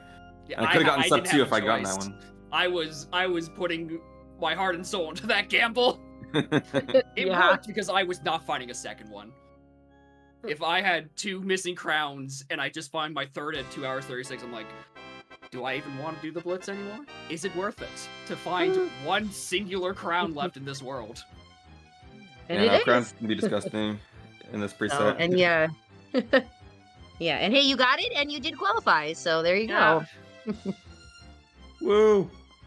Probably nice. So GG's for sure. Middle of the bracket. That's fine. Yeah, I'll have all that up by tomorrow. And I also wanted to make sure I see them in chat. Flagra for helping so much with the asyncs, timing them, because 6 asyncs is a lot to watch.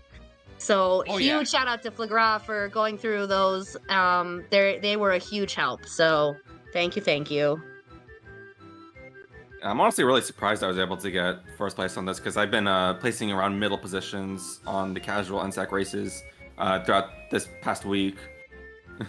Yeah, well, maybe this was a good seed for you. You know, sometimes with only one seed, you just, any given seed, you can place really well or place really bad. Any given seed. So if there's anything the Season 2 tournament taught me, any given seed.